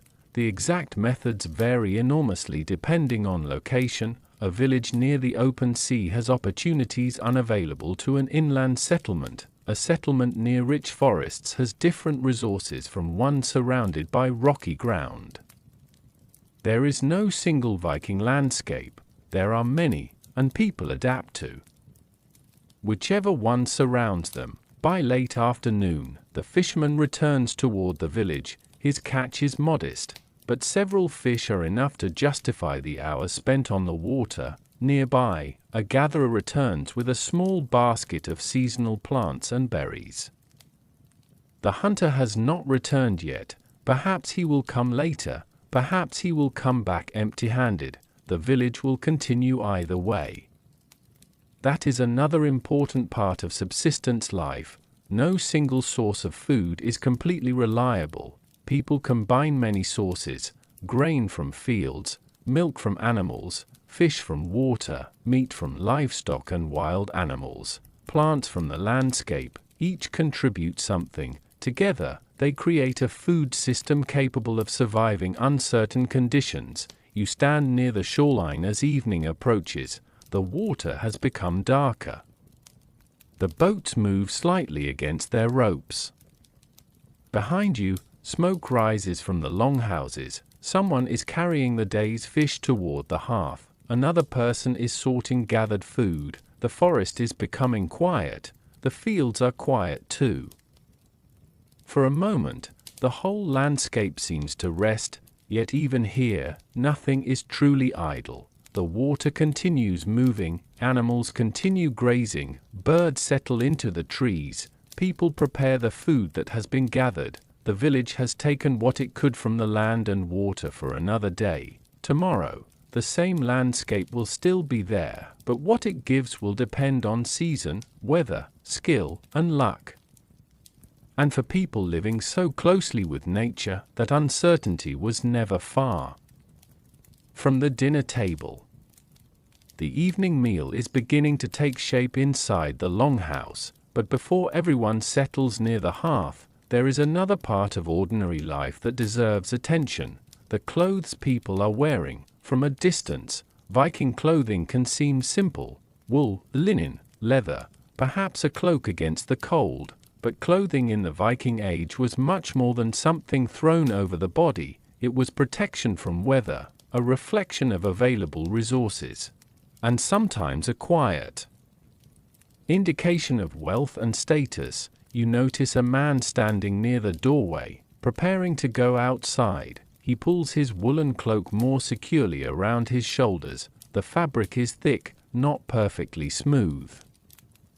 Handmade cloth has its own character, and after repeated use it becomes softer in some places and thinner in others. He checks the fastening. A simple brooch holds the cloak in place. The object may be practical, but it can also be decorative. A wealthier person might possess a finely made brooch of bronze, silver, or another valuable material. Someone with fewer resources might rely on a much simpler fastening.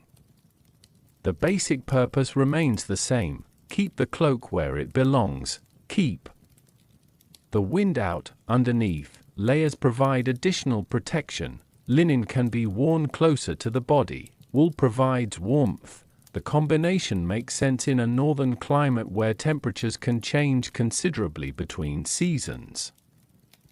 Clothing also has to survive work. A farmer cannot wear something too delicate while handling animals. A craftsperson needs freedom of movement. Someone working around a forge needs clothing that can tolerate heat and wear. People therefore repair garments constantly. A tear is noticed. The fabric is turned. A needle passes through. The damaged area is strengthened. The garment returns to service. Nothing about this is glamorous. But clothing that lasts is valuable. For women, textile production is especially important because the creation of cloth requires enormous amounts of labor. Spinning thread is slow, weaving is slow, making a finished garment takes even longer. A piece of clothing may therefore represent many hours of work. That makes the clothing on someone's body almost a record of labor. The wool came from sheep, the wool was prepared, the fibers were spun, the thread was woven, the fabric was shaped. The garment was sewn, then it was worn, repaired, and worn again. You can almost imagine the history of the household written into its seams. Hair was another part of appearance. Viking Age people did care about grooming.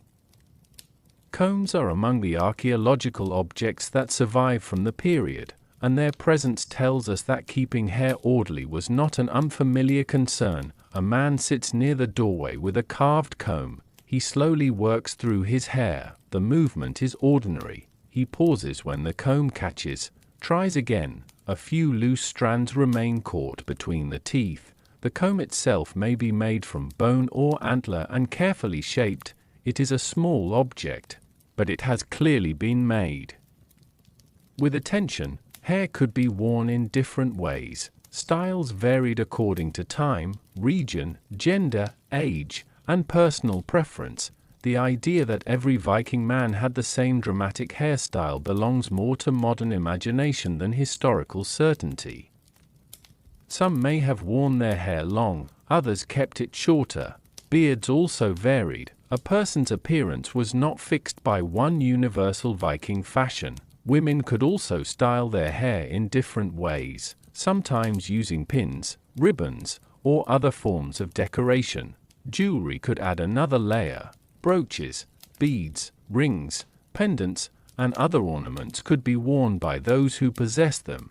These objects could indicate wealth, identity, relationships, or simply personal taste. A woman adjusts a brooch near her shoulder. The metal catches a little firelight. It is not dazzling, just a small glimmer in the dim interior.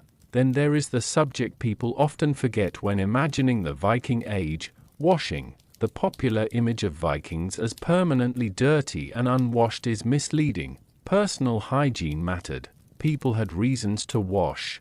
They washed their faces and hands. They could bathe in rivers, lakes, or other available water. Bathing practices varied by location, season, household, and individual circumstances. In some communities, regular bathing was possible. In others, cold weather and limited water made it more difficult, but the desire for cleanliness did not disappear.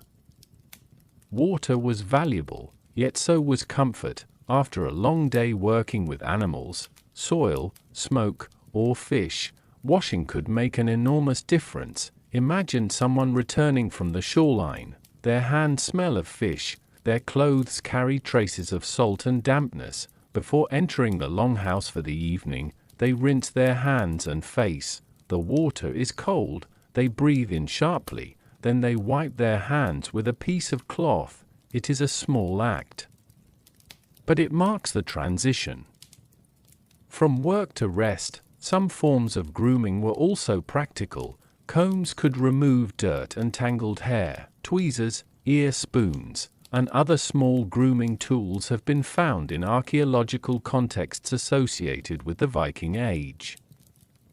These objects remind us that ancient people were not indifferent to their appearance. They had mirrors in some circumstances, including polished metal surfaces. Although these were very different from modern glass mirrors, people could still care how they looked. They could still notice when their hair was untidy. They could still prefer a clean garment, and they could still feel more comfortable after washing. The evening grows darker outside. Inside the longhouse, clothing begins to take on another purpose: warmth. People settle closer to the hearth. Cloaks are wrapped around shoulders.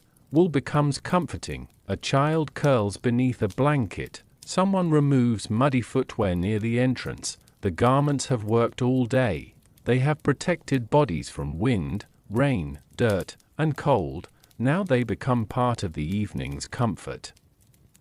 The Viking village may have lacked many things that would seem essential to modern life, but the people living there still cared about familiar human concerns. They wanted to be warm.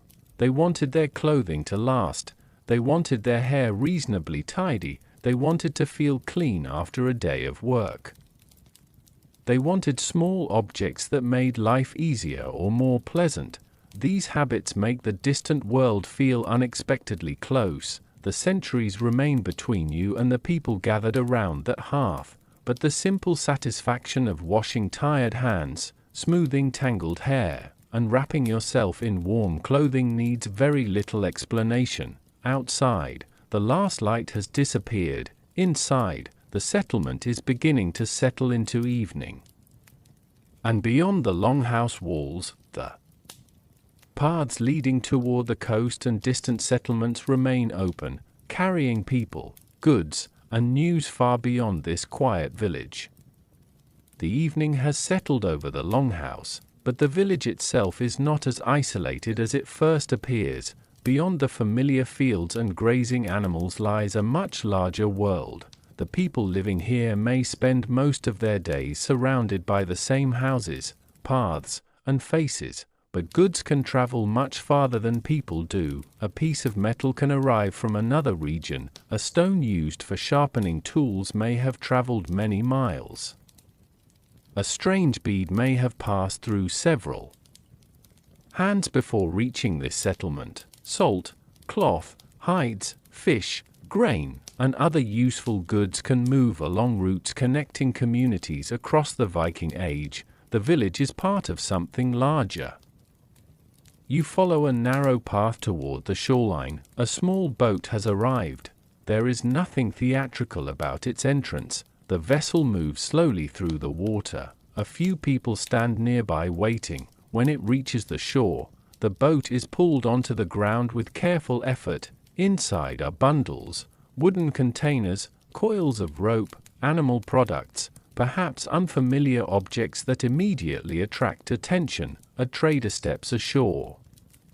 He has traveled from somewhere else, maybe another settlement along the coast, maybe from a larger trading center, maybe from a place several days away. His journey has connected two communities that might otherwise know very little about each other.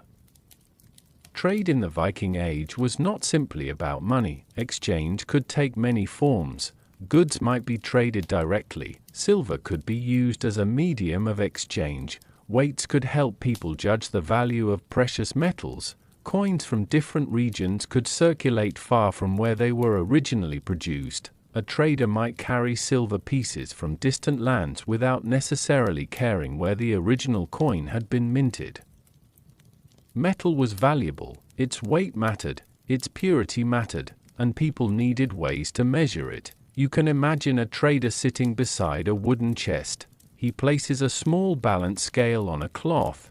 Tiny weights are arranged carefully. A piece of silver is placed on one side, a weight goes onto the other.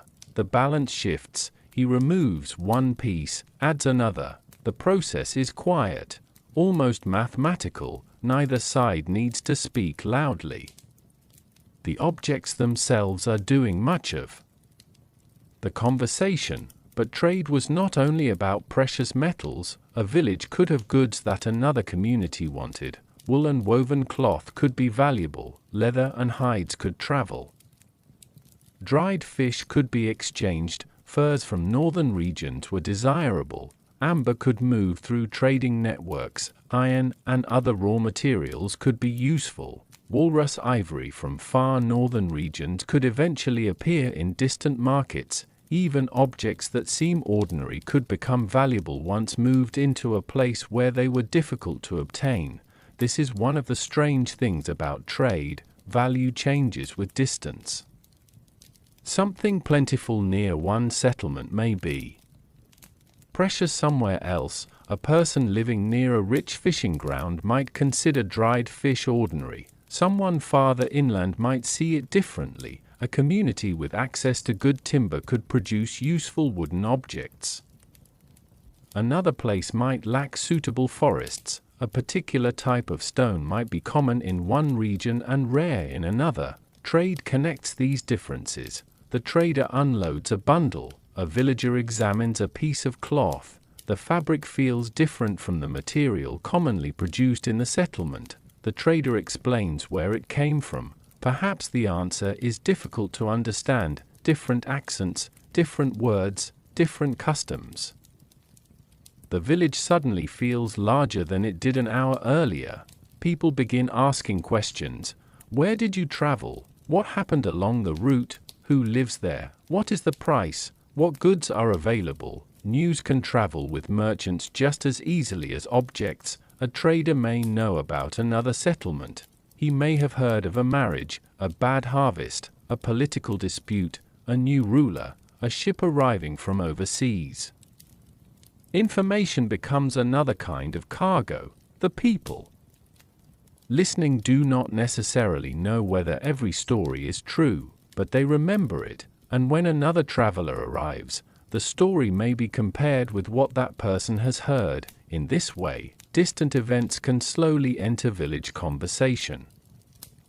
Trade also creates risk. Travel is not guaranteed to be safe. Weather can change, boats can be damaged, goods can be lost. A trader who leaves with valuable cargo may not return. This makes successful trade meaningful. A journey completed is not merely a commercial achievement, it is proof that people and goods can move through an uncertain world. The shoreline becomes quieter as the afternoon fades. The visitors are given food. They may sleep in the settlement. The boat remains. Nearby, someone inspects its ropes. Another person looks over the cargo again. A child stands at a distance, watching strangers with curiosity. For the child, the arrival is fascinating. These people speak differently. Their clothes may have unfamiliar details.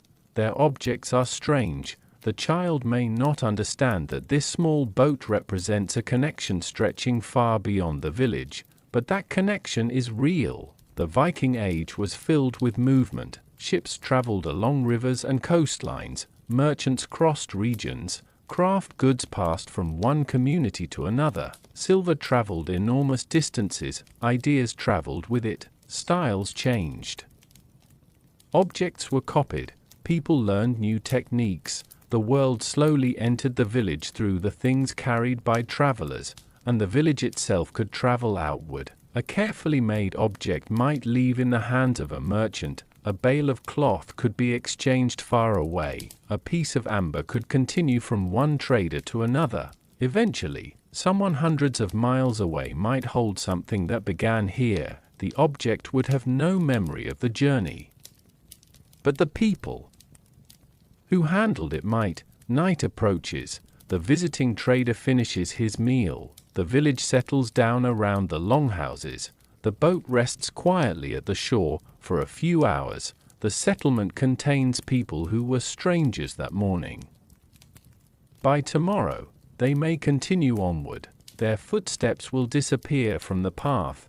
Their voices will fade, but the goods they brought will remain. So will the stories. So will the knowledge that somewhere beyond the familiar hills and water, other communities are living their own ordinary days. The Viking village is not an isolated island after all. It is one small point in a web of paths, rivers, coastlines, and distant markets. and some of the people moving through that world have arrived carrying lives very different from those of the villagers who now watch them leave. The trader's boat has disappeared into the evening distance, leaving the shoreline quiet again. The village looks much as it did before, the longhouses remain, the animals are still nearby, smoke rises from the roofs, people continue with their evening tasks, but the world inside the settlement is not equally comfortable for everyone. The Viking Age had clear differences in wealth, freedom, and social power. At the bottom were people who did not control their own lives, enslaved people. Often called thralls in Old Norse contexts, formed part of Viking Age society. Their experiences could vary greatly, but one fact remained central: they were not free. A person's status could be inherited. Someone could also become enslaved through warfare, raiding, debt, punishment, or other circumstances. People from distant regions could be captured and transported far from their homes. Others were born into slavery. This meant that a village could contain people whose lives had begun somewhere completely different. Imagine a young woman standing near the longhouse doorway. She is carrying a wooden container.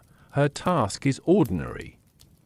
Perhaps she is bringing water. Perhaps she is preparing food. Perhaps she is cleaning or assisting with household work. There is nothing dramatic in the scene. That is important. Enslavement was often woven into ordinary life. A person could perform everyday tasks while having very little control over where they lived, what work they performed, or what happened to them. The same household that provided food and shelter could also be the place where freedom was absent. Enslaved people performed many forms of labor. They could work in households, they could help on farms, they could tend animals, they might work with food preparation, textiles, construction, transport, or other tasks.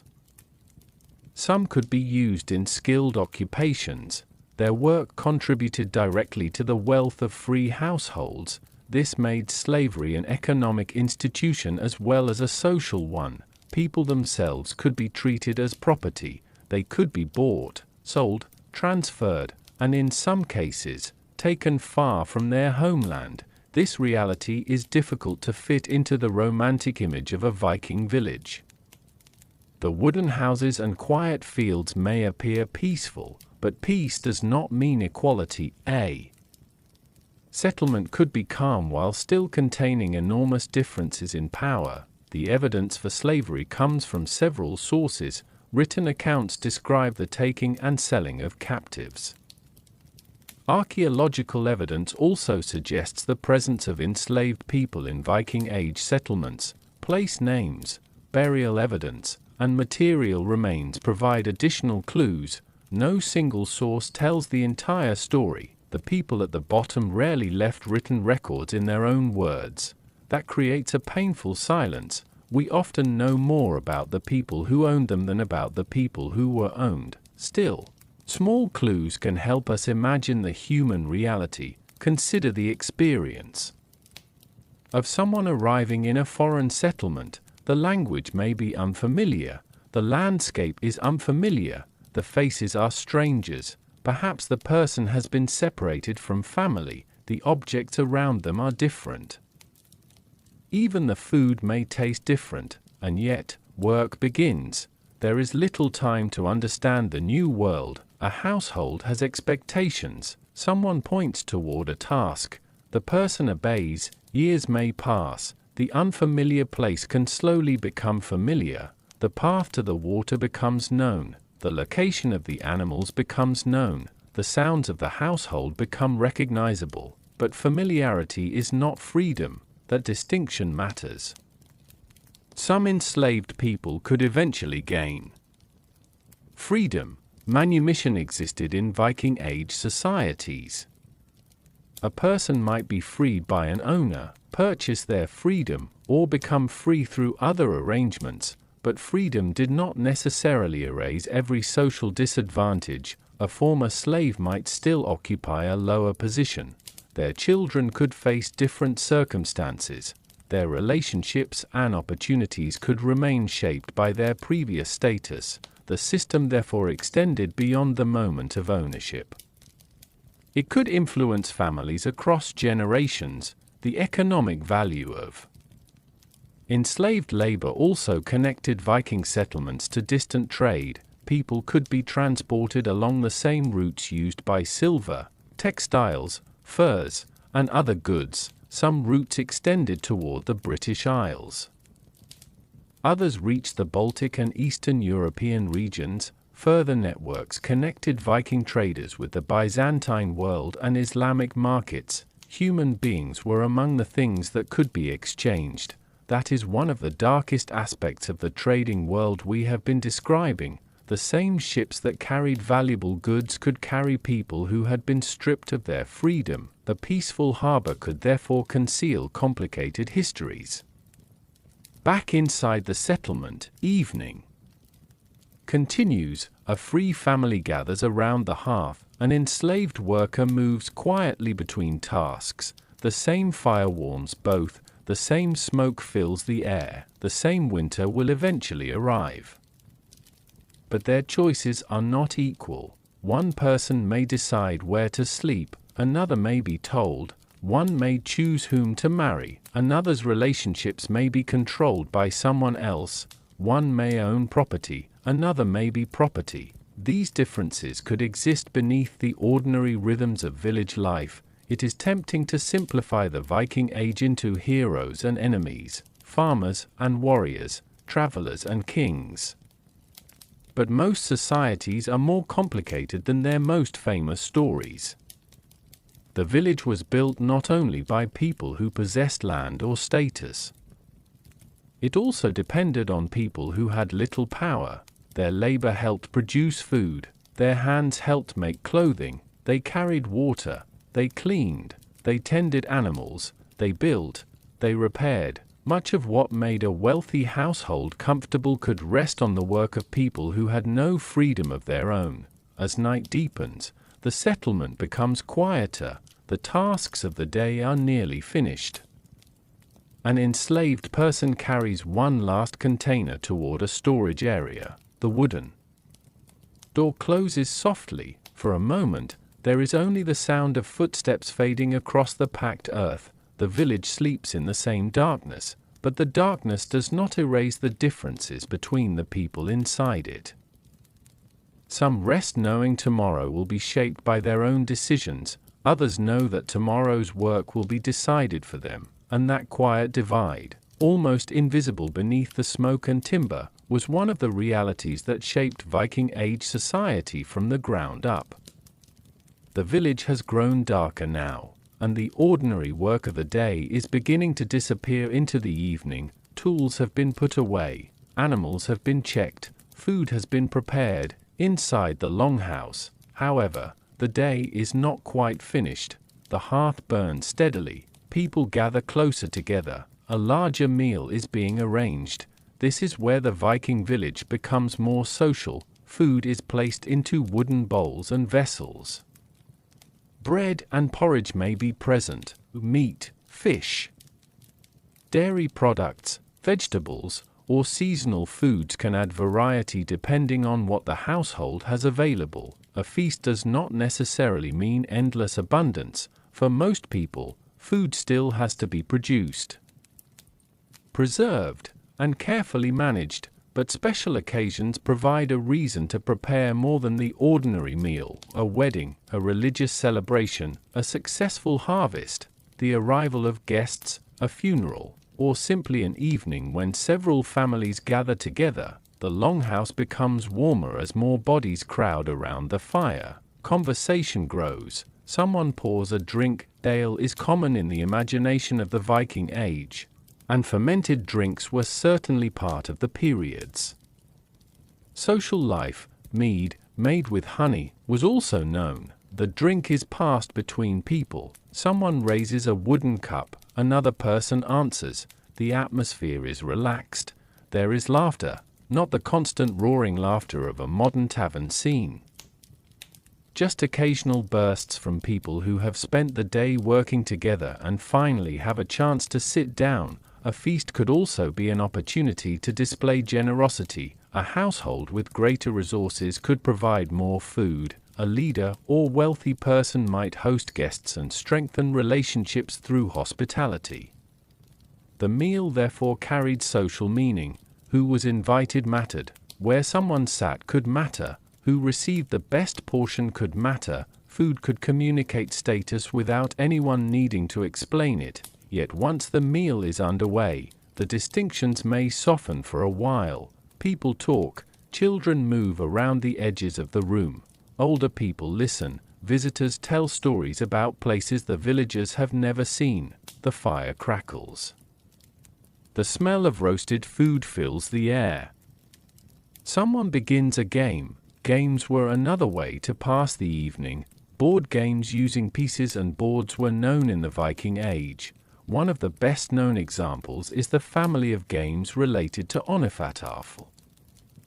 The exact rules of these games are not always completely understood today, but archaeological finds show that gaming pieces existed. A small carved piece rests between two players. One moves, the other studies the board. The game continues slowly. There is no need for shouting. A good player watches, waits, thinks, then moves a piece. Nearby, younger children may have their own simpler games. They do not care about the strategy of adults. A carved object becomes something else. A stone becomes a marker. A stick becomes a toy. The longhouse contains many forms of entertainment without needing a separate entertainment room. Then someone begins to tell a story. This changes the mood.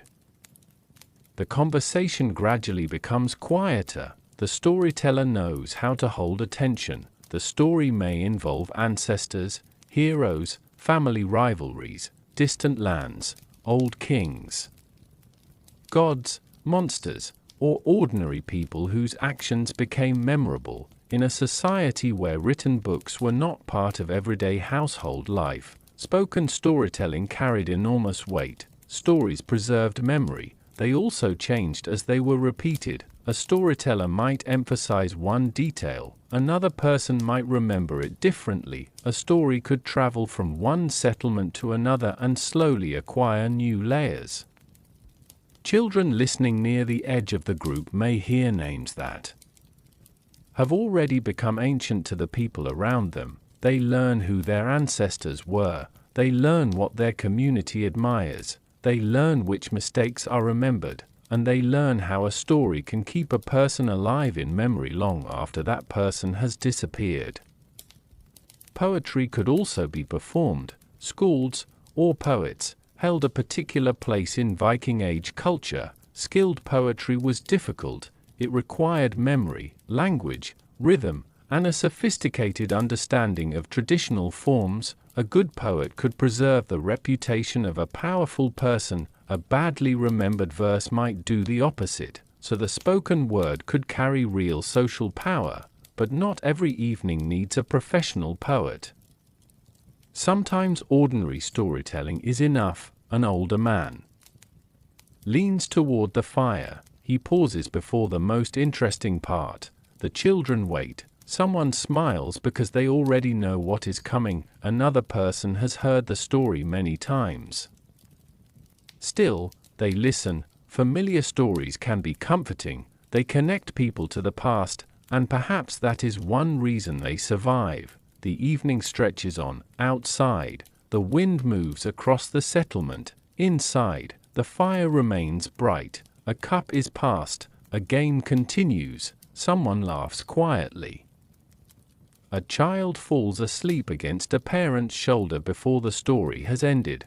The feast is not only about food, it is a temporary gathering of memory, friendship, status, competition, and belonging. People who spend their days working separately come together around the same fire. The farmer sits beside the craftsperson. The traveler speaks with the local family. Children hear stories from older generations. For a few hours, the settlement becomes one shared room, but gatherings like This can also reveal tensions. A drink can loosen a person's tongue, a boast can offend someone, an old disagreement can suddenly become difficult to ignore, a game can produce a sore loser. And a question of honor can turn an ordinary evening into something much less comfortable. The people around the fire know this. They continue talking anyway. Perhaps someone tells another story to change the subject. Perhaps a cup is quietly refilled. Perhaps everyone decides that the disagreement can wait. The fire burns lower. The feast slowly loses its energy. One by one, people begin to settle into quieter conversations. The board game is put aside. The last portions of food are gathered. The storyteller's voice becomes softer. Soon, only a few people are still awake. The longhouse that had been filled with voices now contains mostly the sound of breathing and the gentle movement of the fire. The evening has given the village something that work cannot provide, a chance to remember that survival is not the whole of life.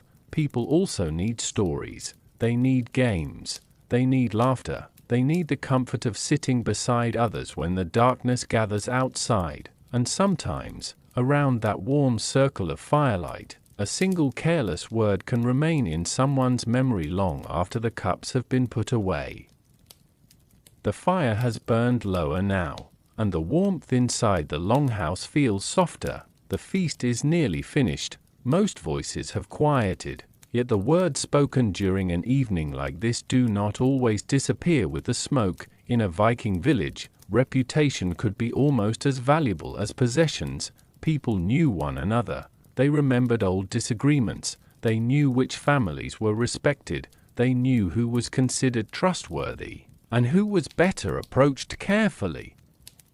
There was no modern police force waiting around every corner to settle an argument. There were no telephones, written contracts for every small exchange, or distant authorities instantly available to intervene.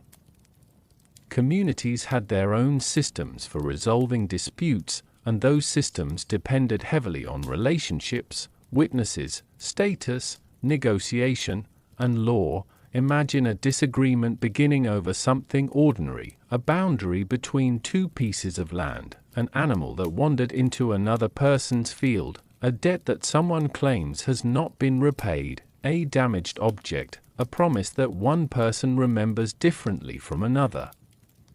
At first, the disagreement may be quiet. Two people stand facing one another. Neither wants to give way. Their voices remain controlled, but everyone nearby can tell something is wrong. In a small community, private arguments rarely remain completely private. People notice, and people remember. If the disagreement cannot be settled between the individuals involved, other members of the community may become involved. Family members can matter. Friends can matter. People with greater authority can matter. The goal is not always punishment. Sometimes the goal is settlement. An agreement can prevent a small dispute from becoming a much larger one. This is where Viking Age law becomes important. Laws were not simply written in books and stored away. Legal traditions were preserved through memory and public recitation.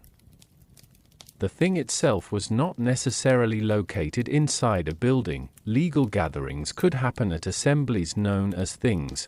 At these meetings, free people could gather to discuss disputes, decisions, and matters affecting the community. The exact practices differed across regions and periods, because the Viking Age covered a large geographical area and several centuries, but the basic idea of communal law is important. People were not living without rules. Their rules were simply expressed through a different social and legal system. Imagine arriving at an assembly. The landscape is open. People have traveled from different settlements. Some have come because they have business to conduct. Others have come because they are involved in a dispute. Some are there to listen. A speaker begins. The case is explained. Names are given. Claims are made. Witnesses may be called upon. People listen carefully. Memory matters. If someone can confirm that an agreement was made, Their testimony can become important. If someone has a reputation for honesty, their words may carry weight. If someone is known for breaking promises, the community may listen differently. This is why reputation matters so much. In a world where people depend heavily on one another, trust has practical value. A farmer needs reliable neighbors. A trader needs people who will honor agreements. A household needs allies. A person traveling through unfamiliar territory benefits from having a good name. Your reputation can travel ahead of you, so can a bad one. A person known for generosity may be welcomed. Someone known for dishonesty may find doors closing. This creates a quiet form of social pressure. People are constantly aware that their behavior will be remembered. Of course, reputation does not mean everyone behaves perfectly. Arguments happen. People become angry. Old family tensions survive for years. Some disputes can become serious. The Viking Age was not peaceful in every corner, but not every disagreement ends in violence. That distinction matters. Most daily conflicts still need practical solutions. People have to continue living beside one another afterward. If two farmers fight over a boundary, they still have to see each other next season. If two families disagree over property, their children may still grow up together. Permanent hostility is expensive. Settlement can be useful. Compensation can sometimes be part of resolving wrongdoing. Instead of endless revenge, an agreed payment or settlement could help close a dispute. The exact rules varied considerably, and social status could influence outcomes. A powerful person did not necessarily face the same consequences as someone with little influence. Law was never perfectly equal, but the existence of legal customs gave communities a framework for dealing with conflict. It also gave people a language for talking about fairness. The idea of honor sits closely beside this system. Honor was not simply personal pride. It could affect social standing. Being publicly insulted could have consequences. Being accused of dishonesty could damage relationships. Being seen as weak or unreliable could alter how others treated you. This made words powerful. A careless insult could travel farther than expected. A boast could be remembered. A promise could become part of someone's reputation. Back inside the longhouse, the people from the feast have begun to separate. Two men who disagreed earlier are now sitting on opposite sides of the room. Neither speaks. Perhaps the argument will be forgotten. Perhaps it will become a larger dispute. Nobody can know yet.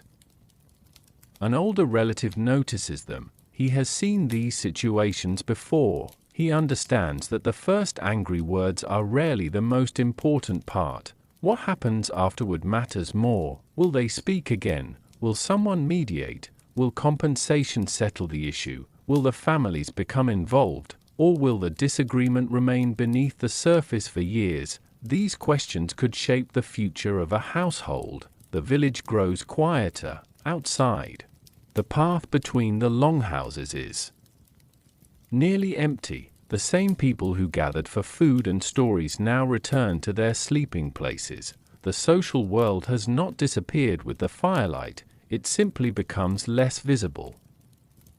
Tomorrow, people will meet again. They will exchange greetings. They will work beside one another. They will buy, sell, borrow, lend, promise, complain, forgive, and remember. That is how a community survives. Not because everyone agrees, but because people find ways to continue living together despite disagreement. And beneath the quiet roof of the longhouse, every name carries a history, every promise leaves a trace, and every small dispute has the potential to become part of the story people tell about you. The village is quieter now. The fields that were busy during the warmer months have begun to empty. The animals have been moved closer to shelter. The days are shorter, and somewhere beyond the darkening hills, winter is already making itself known. For a Viking settlement in the north, winter was not simply another season. It changed the rhythm of nearly everything. work had to be completed before the cold became severe, food needed to be stored. Fuel needed to be gathered, clothing had to be repaired, buildings needed attention, animals had to be protected. A household that entered winter unprepared could face serious difficulties. You can imagine the settlement several weeks earlier. During the last part of autumn, the fields have been harvested, bundles of grain have been brought inside, people move back and forth between storage areas and longhouses. There is little wasted movement. Everyone knows that the comfortable days are ending. A woman checks a storage container. She lifts the lid. Inside are carefully preserved supplies, grain, dried foods, perhaps smoked or salted meat, fish prepared for later use. The exact food varies according to region and household, but the principle remains the same. Winter food has to be stored before winter arrives. Fresh food becomes harder to obtain. The fields stop producing. Some wild plants disappear beneath snow or frost. Fishing can become more difficult. Hunting remains possible, but weather and daylight limit what people can do, so the food stored during autumn becomes extremely important. A household opens its stores gradually. Nothing is taken without reason. A handful of grain today, another tomorrow. A preserved fish divided carefully. The calculations are simple but serious. How much remains? How long might winter last? Will there be enough? Nobody has a modern weather forecast telling them exactly what lies ahead. They can only judge from experience. The same is true of fuel. Wood must be gathered and stored. The longhouse depends on fire for warmth and cooking. As temperatures fall, the hearth becomes more important. Someone carries another bundle of firewood inside. The wood is stacked near the wall. Another person checks the roof. A leak that seems minor in autumn can become a much larger problem when snow and ice arrive. Walls and doors need attention too. Cold air finds every opening. A small gap can make a room noticeably colder. People use whatever materials are available to reduce drafts. Thick wool garments become essential. Cloaks are brought out more frequently. Blankets are repaired. Footwear is checked. The winter wardrobe is not simply about appearance. It can mean comfort, sometimes survival. Outside, the first snow begins. It is light at first.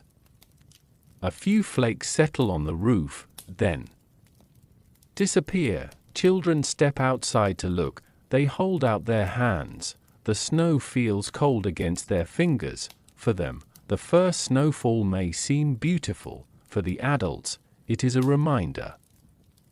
Winter has arrived. The landscape changes quickly. The familiar paths become pale. The fields lose their color. The trees stand dark against the snow. Smoke rises more slowly from the longhouse roof. Inside, the fire becomes the center of life. People spend more time indoors. This changes social life. Work does not stop. It moves inside. Textile production continues. Clothing can be repaired. Tools can be maintained. Wood can be shaped. Food can be prepared. Stories can be told. The longhouse becomes workshop, kitchen, living space, and sleeping area all at once. The darkness outside makes the interior feel even more enclosed. During the shortest days, daylight may seem precious. A person wakes, looks toward the doorway. The sky is still dark. The fire is glowing. Perhaps there is no reason to hurry outside yet. The household remains quiet. Someone adds another piece of wood. The flames rise. Eventually, pale light appears beyond the doorway. The day has begun, but it is much shorter than it was months earlier. This affects everything. Travel becomes more difficult. Roads may disappear beneath snow. Waterways can freeze. Boats are less useful in some places. People become more dependent on what they already have. Winter also tests animals. Livestock must be fed. stored fodder becomes important. A farmer enters the shelter and checks the animals. Their breath appears faintly in the cold air. He touches one animal's back. Checks another. Makes sure they have enough feed. A healthy animal is valuable. It can provide milk, meat, wool, future offspring. Losing animals during winter can place enormous pressure on a household, so the winter routine continues. Feed the animals, bring in fuel, prepare food, repair clothing, maintain tools, watch the weather, repeat. There is something almost monotonous about it, and that monotony is part of winter life. The dramatic moments are not necessarily the most important. Survival often depends on doing the same necessary things correctly every day. Some winters will be manageable, others may be harsh. A particularly severe season can bring hunger, illness, or loss, but people do not know the future. They prepare as best they can. The snow thickens outside. Inside the longhouse, several people sit close to the hearth. Someone is spinning wool. Another person repairs a garment. A child watches the flames. An older person tells a quiet story. The world beyond the walls has almost disappeared. The wind moves across the roof. Snow gathers along the doorway. Yet inside, there is warmth. Not much, but enough. The fire continues burning. The stored food remains. The walls hold. The animals are sheltered. For tonight, the village is safe. Winter has narrowed the world. The fields are sleeping. The boats are resting. The distant roads have become difficult. And the people who live here have been drawn closer together by the simple fact that the cold is outside and warmth is inside. As the fire settles into glowing embers, the long winter seems to stretch ahead without end. But somewhere beyond the snow-covered fields, the seasons are already turning toward another spring. The snow has quieted the settlement. Outside, the paths are pale beneath the winter sky, and the fields have disappeared beneath a thin blanket of white. Inside the longhouse, however, the day is still slowly coming to an end. The hearth remains warm. The people gathered around it are tired. After hours of work, there is little reason to hurry now. Night in a Viking village is not completely dark. The fire gives light.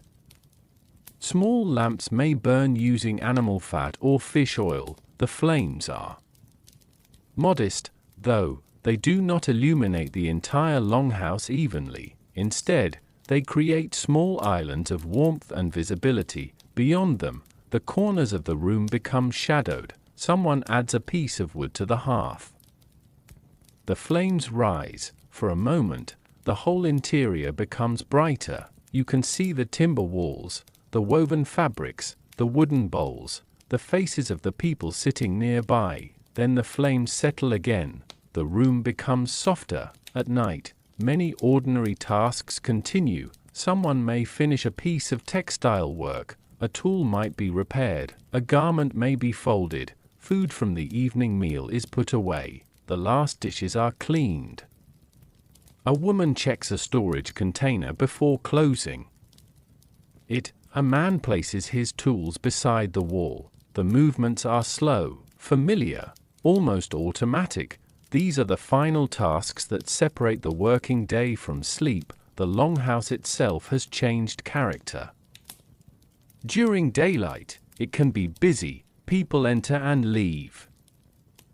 Animals may pass nearby. Voices come from outside. Now the doorway is closed. The cold remains on the other side. The people inside become more aware of one another. A child is already becoming sleepy. He sits near his mother, his head slowly leaning against her shoulder. She adjusts the blanket around him.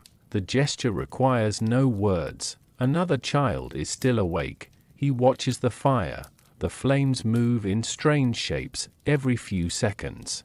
A glowing ember breaks apart and disappears. For a young mind, there is plenty to watch. The adults are quieter. Conversation becomes slower. Someone mentions a task that must be completed in the morning. Another person answers. A few words about the weather, the animals, the stored food, a visitor who may arrive later in the week. Nothing dramatic, just the small concerns of people who know they will wake up in the same place. Sleep itself would not necessarily happen in complete privacy. The longhouse is a shared space. Several people may sleep within the same building. Families may occupy different areas, depending on the size and arrangement of the house. Benches or raised platforms along the walls can provide sleeping spaces. Furs, blankets, woolen coverings, and other materials offer warmth. The sleeping area is not luxurious, but after a long day, it can feel comfortable. You can imagine someone lying down. The wool beneath them is slightly rough. The blanket smells faintly of smoke. The air near the floor is colder, closer to the hearth. The warmth is more noticeable. A person turns onto one side, listens. The longhouse makes its own sounds. Timber shifts, the fire crackles, someone coughs quietly, a child murmurs in sleep. Outside, the wind moves across the roof. Then there is silence again. The smell inside the longhouse is a mixture of many things: smoke, wood, food, wool, leather, people, animals, depending on the arrangement of the building. To modern senses, it might seem overwhelming, but to the people living there, these smells would have been ordinary, familiar. The scent of home. Night also changes the relationship with the outside world. In summer, daylight can stretch late into the evening. In winter, darkness arrives much earlier. The length of the night depends on where the settlement is located and the time of year. In the far north, seasonal darkness can become especially significant. This affects sleep, it affects work, it affects mood. The longhouse becomes a small world inside the larger darkness. The fire becomes its center. Perhaps someone tells one final story, not a long saga, just a memory, a short account of something that happened years ago. The listeners already know the ending. Still, they smile. Then the storyteller stops. The room grows quieter. One by one, people settle down. The last person near the hearth moves a piece of wood into the embers. The fire does not go out, it simply becomes smaller. A faint red glow remains. The lamps are reduced or extinguished. Darkness spreads across the room. The people who remain awake can still see the outlines of one another. Someone pulls a cloak closer. Another person turns toward the wall. A child breathes slowly beneath a blanket. The longhouse is now almost completely still, yet the settlement outside has not vanished. A dog shifts somewhere near a doorway. An animal moves inside its shelter. Snow slides softly from part of a roof. The wind brushes against the timber walls. These sounds enter the darkness without disturbing the people inside. Eventually, even the smallest movements become less frequent. The village is sleeping, not perfectly, not silently. Human beings rarely sleep in complete silence, but the rhythm of the settlement has slowed almost to nothing. The same people who worked, traded, argued, crafted, gathered food, cared for animals, told stories, and watched the seasons change are now lying beneath wool and fur, waiting for another day. Their possessions are nearby, their tools are resting, their food stores are closed, their animals are sheltered. The fire is still alive, and beyond the walls, the winter landscape stretches into darkness. There is something strangely comforting about the simplicity of the moment. No great event is happening, no famous person is arriving. No battle is beginning, a village is simply sleeping, and perhaps that is where ordinary history becomes most human, because after all the work, all the laws, all the journeys and all the stories, people still had to lie down somewhere warm enough, close their eyes, and trust that the morning would come. The village has almost disappeared into darkness, only a faint glow remains inside the longhouses. The winter wind moves gently across the roofs, carrying loose snow along the paths and settling it against wooden walls. Most people are asleep now. The day's work has finally ended. There is no gathering, no trading boat arriving at the shore, no hammer ringing from the forge, no children running between the houses. Just the quiet sounds of a settlement resting, and if we stay here for a little while, without looking for kings or warriors or famous voyages, something rather different begins to emerge. The Viking Age becomes ordinary. A person wakes before sunrise because the animals need attention. Someone else spends hours turning wool into thread. A farmer checks the fields. A fisherman waits beside cold water. A child carries a bundle of sticks that is slightly too heavy. A craftsperson repairs a broken object. Someone cooks. Someone washes. Someone tells a story. Someone worries about whether the stored food will last through winter. These moments rarely become legends, but together, they are what made a village function. The longhouse around you is still, its timber.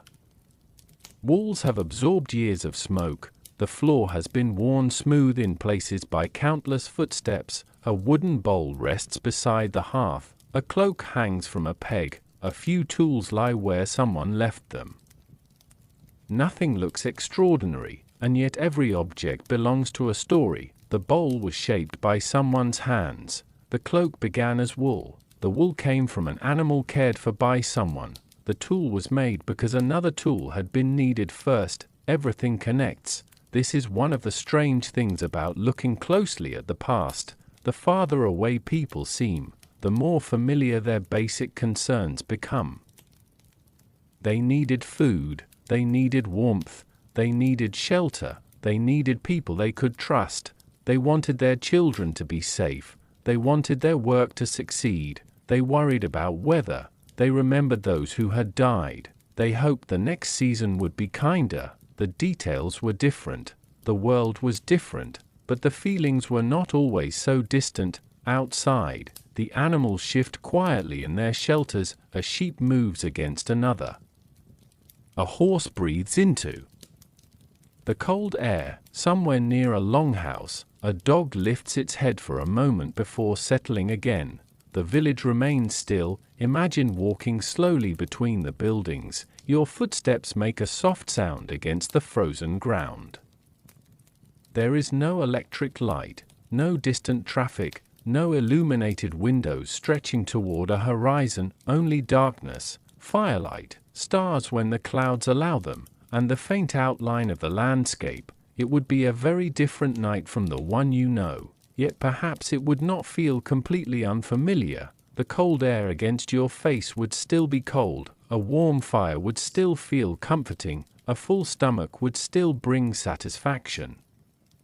A tired body would still welcome a place to rest, and the sound of someone breathing quietly nearby would still mean that you are not alone. The Viking village was not a perfect world. There was hunger, there was inequality, there was slavery, there were disputes, there were illnesses and accidents. Winter could be harsh, travel could be dangerous, life expectancy was shaped by conditions very different from our own. But the people living here did not experience their world as a history documentary. They experienced it as life. They woke up without knowing that centuries later, strangers would study their houses. They did not know archaeologists would uncover their tools. They did not know that small pieces of combs, needles, beads, animal bones, broken pottery, and traces of ancient buildings would one day become clues to their existence. They simply used those objects. They repaired them. They lost them. They buried them beneath the earth. And eventually, the settlement itself changed. Generations passed. Houses were rebuilt. Paths shifted. Families moved. Some people left. Others arrived. Children became adults. Adults became ancestors. The village that once seemed permanent slowly became part of the landscape. Grass grew over old paths. Wood decayed. Metal corroded. The hearths went cold. But not everything disappeared. A small object might remain: a comb, a brooch, a tool, a gaming piece, a piece of woven material preserved under unusual conditions, a trace of a building in the soil. Each surviving fragment is like a quiet message, not a message written in words, just evidence that someone was here, someone held this, someone made this.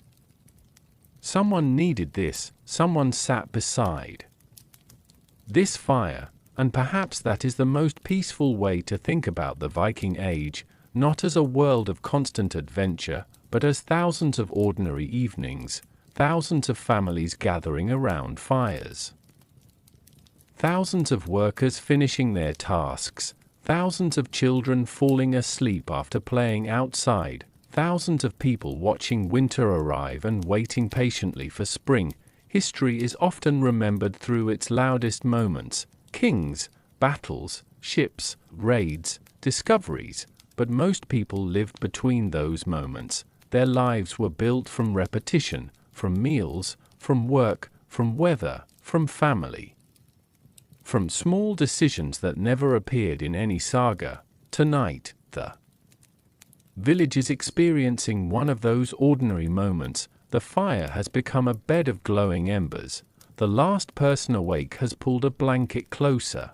The animals are resting. The wind moves over the roof. Beyond the settlement, the landscape is dark and silent. Nothing needs to happen, and that may be the most important thing of all. For a few hours, the village does not need to produce anything. It does not need to travel. It does not need to argue. It does not need to prove itself. It simply rests. So let the scene remain there for a moment: a small Viking Age settlement beneath the northern night, its wooden houses quiet, its hearths glowing faintly, its people sleeping beneath wool and fur, while beyond them the fields, forests, and water wait patiently in the darkness. Centuries will pass, the houses will disappear, the voices will become impossible to hear, yet tonight, in the imagination, the village is still here, and somewhere beneath the quiet earth, the smallest traces of those ordinary lives remain, waiting for another curious person, many generations later, to notice them and wonder who once held them in their hands.